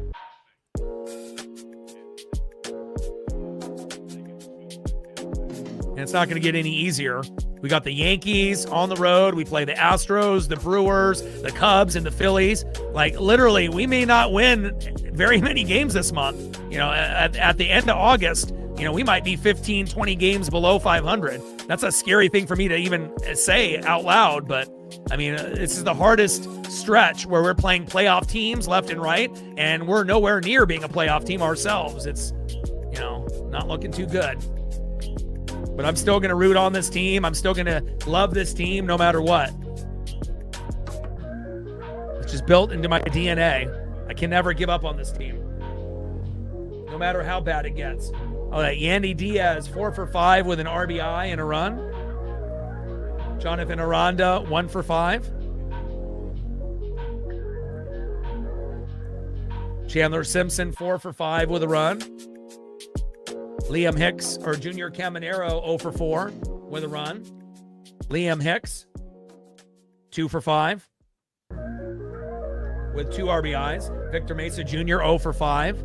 Cedric Mullins, 1 for 3 with an RBI and a run. Richie Palacios, 1 for 2. And Taylor Walls, 1 for 4. And then let's take a look at the Mariners, with their woes. Pitching has overall been pretty good, starting pitching-wise, but the bullpen and the lack of hitting has really hurt us. 1 for 5 with a run with a triple. Taylor Ward should never be a leadoff hitter, but Dan Wilson's an idiot. And maybe if he continues to keep Taylor Ward at a leadoff hitter, maybe he'll get fired. Cole Young, 2 for 4 with an RBI. Randy Arozarena, 0 for 4 and some shitty defense. Dominic Canzone, 2 for 4. Julio Rodriguez, 0 for 3. Josh Naylor, 1 for 3. Cal Raleigh, 0 for 4. Weston Wilson, 0 for 3. And Colt Emerson, 0 for 4. Just not good enough, but we are playing the best team in the American League. And honestly, it's probably going to be the Rays and the Dodgers in the World Series. So, it is what it is. But I still love this team no matter what. And I know some of you all in the room love them too. It's just a hard watch at the moment. So final score, Rays 4, Mariners 1. We got the day off tomorrow. Spend time with your loved ones and your pets. And then we'll be back at it on the road on Tuesday when we go against the New York Yankees. And hopefully we'll play up to the competition and play well. And I got one question for you. Who talk sports like us? Your boy Orion, Northwest Sports Fanatics. Shout out to Sean for holding it down as well as the mods. And I am out. Tridents up and go Mariners.